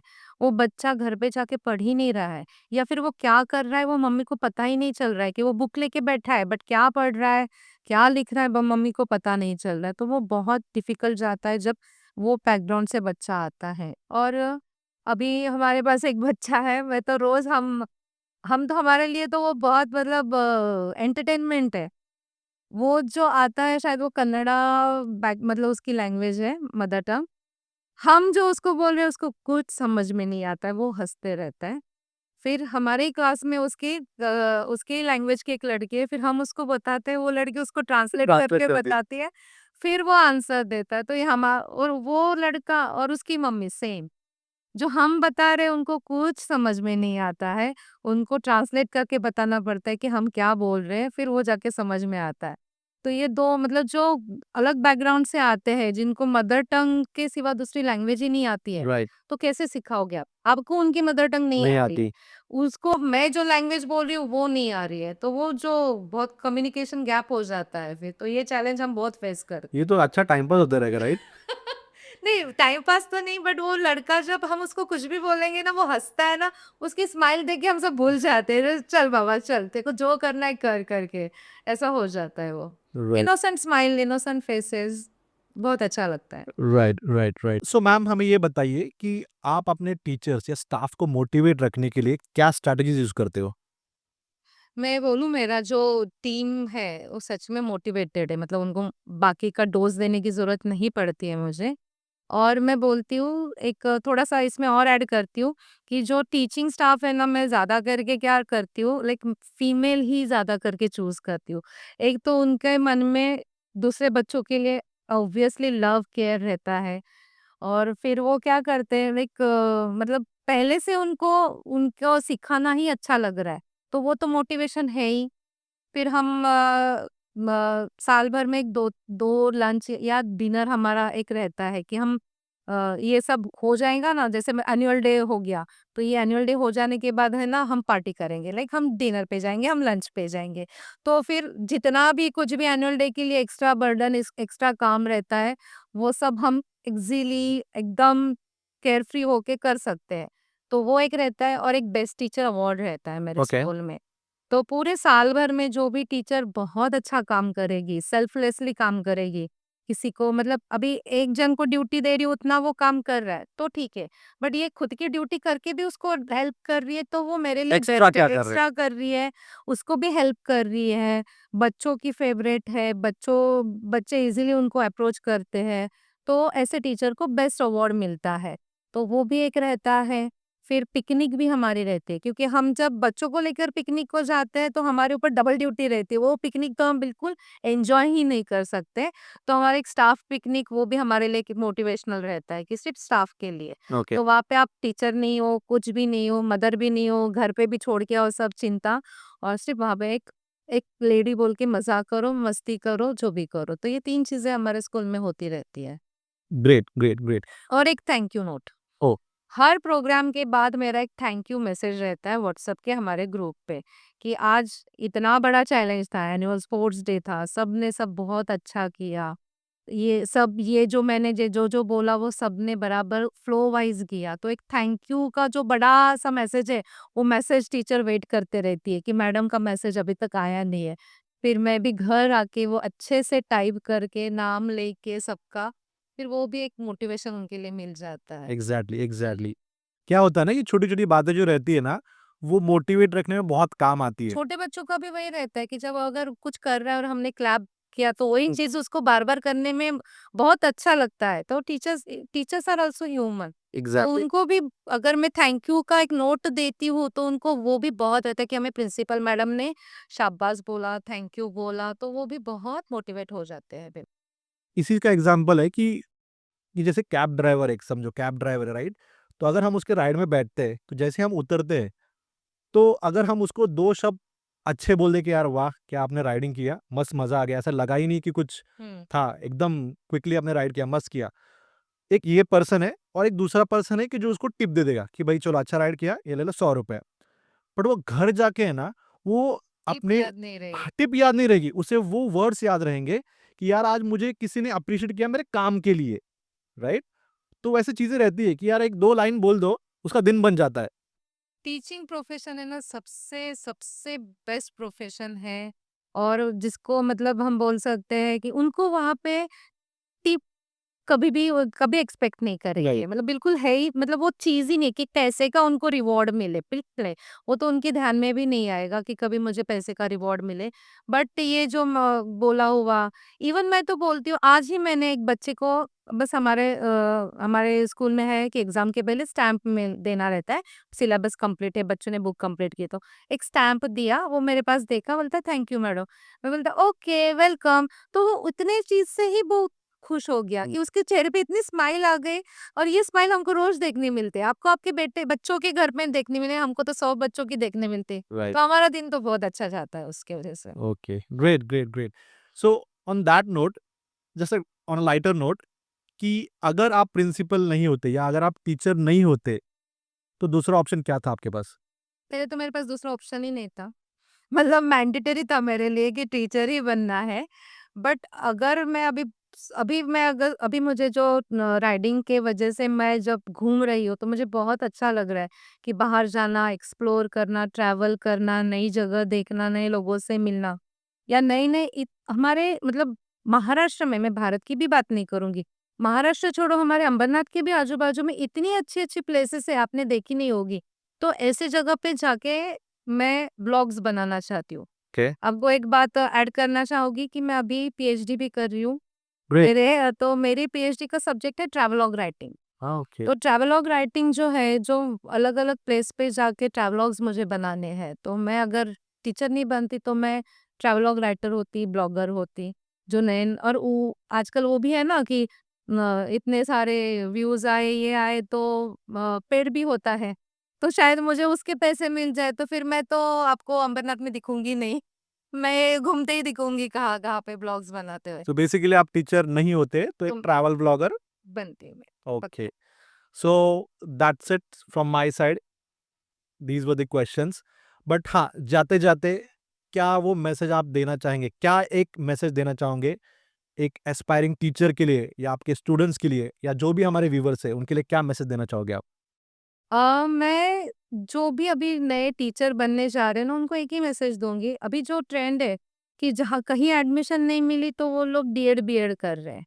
वो विलिंगली टीचर बनना है इसलिए नहीं जा रहे, क्योंकि उनको कुछ करने को नहीं है, इसलिए वो टीचर बनने जा रहे हैं। तो मत करिए। अगर आपको सच में लगता है कि आप दूसरों को इंस्पायर कर सकते हो, मोटिवेट कर सकते हो, दूसरों को नई-नई चीज़ें सिखा सकते हो, तो ही आप टीचर बनो। तो ही आप अच्छे टीचर बन पाओगे। मतलब अगर प्रोफ़ेशन लिया है, तो आप अच्छे टीचर बनोगे ऐसा नहीं है। आपके अगर विलिंगली आप बनना चाहते हो, तो आप अच्छे टीचर ज़रूर बनेंगे, और आपको फिर बच्चे बेस्ट टीचर अवार्ड गवर्नमेंट से मिलो ना मिलो, बट बच्चों की तरफ से तो पक्का आप फेवरेट टीचर, बेस्ट टीचर बन सकते हैं। तो खुद के मर्ज़ी से ये लाइन में आओ, किसी ने कहाँ पे एडमिशन नहीं मिला है इसलिए आना नहीं है, खुद की मर्ज़ी से आओ आप। ओके, सो हुँ। बेसिकली अगर इच्छा हो, तो ही इस फील्ड तो में ही आइए। आओ, हाँ। ओके, कहीं नंबर नहीं लगा इसीलिए आना है, ऐसा मत करो। ज़बरदस्ती मत कीजिए। ज़बरदस्ती ना। Okay, so thank you so much ma'am, आपसे बातें करके बहुत अच्छा लगा एंड आई एम श्योर कि हम सबको कुछ ना कुछ आपसे सीखने को मिला। Thank you so much. इतनी तो बड़ी नहीं हूँ, सबको सिखाऊँगी, बच्चों को सिखाती हूँ, बच्चों में रहती हूँ। बच्चों से रोज़ अनकंडीशनल लव मिलता है, तो बहुत अच्छा लगता है। But thank you so much for inviting me here, और मुझे मेरा जो एक्सप्लेन करने का मौका दिया, thank you so much. Great, pleasure is mine.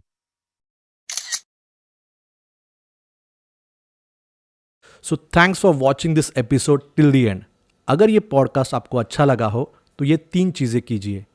पहला, चैनल को सब्सक्राइब कीजिए, क्योंकि जितना ज़्यादा आप सब्सक्राइब करोगे उतना ही ये चैनल बड़ा होगा। दूसरा, आपको इस पॉडकास्ट के बारे में क्या अच्छा लगा, क्या नहीं अच्छा लगा, हम कैसे और इम्प्रूव कर सकते हैं, कमेंट में लिख के बताइए। और तीसरा, ये पॉडकास्ट किसी एक इंसान को भेजिए जिनसे उनको हेल्प होगी। टिल देन, धन्यवाद एंड जय हिंद।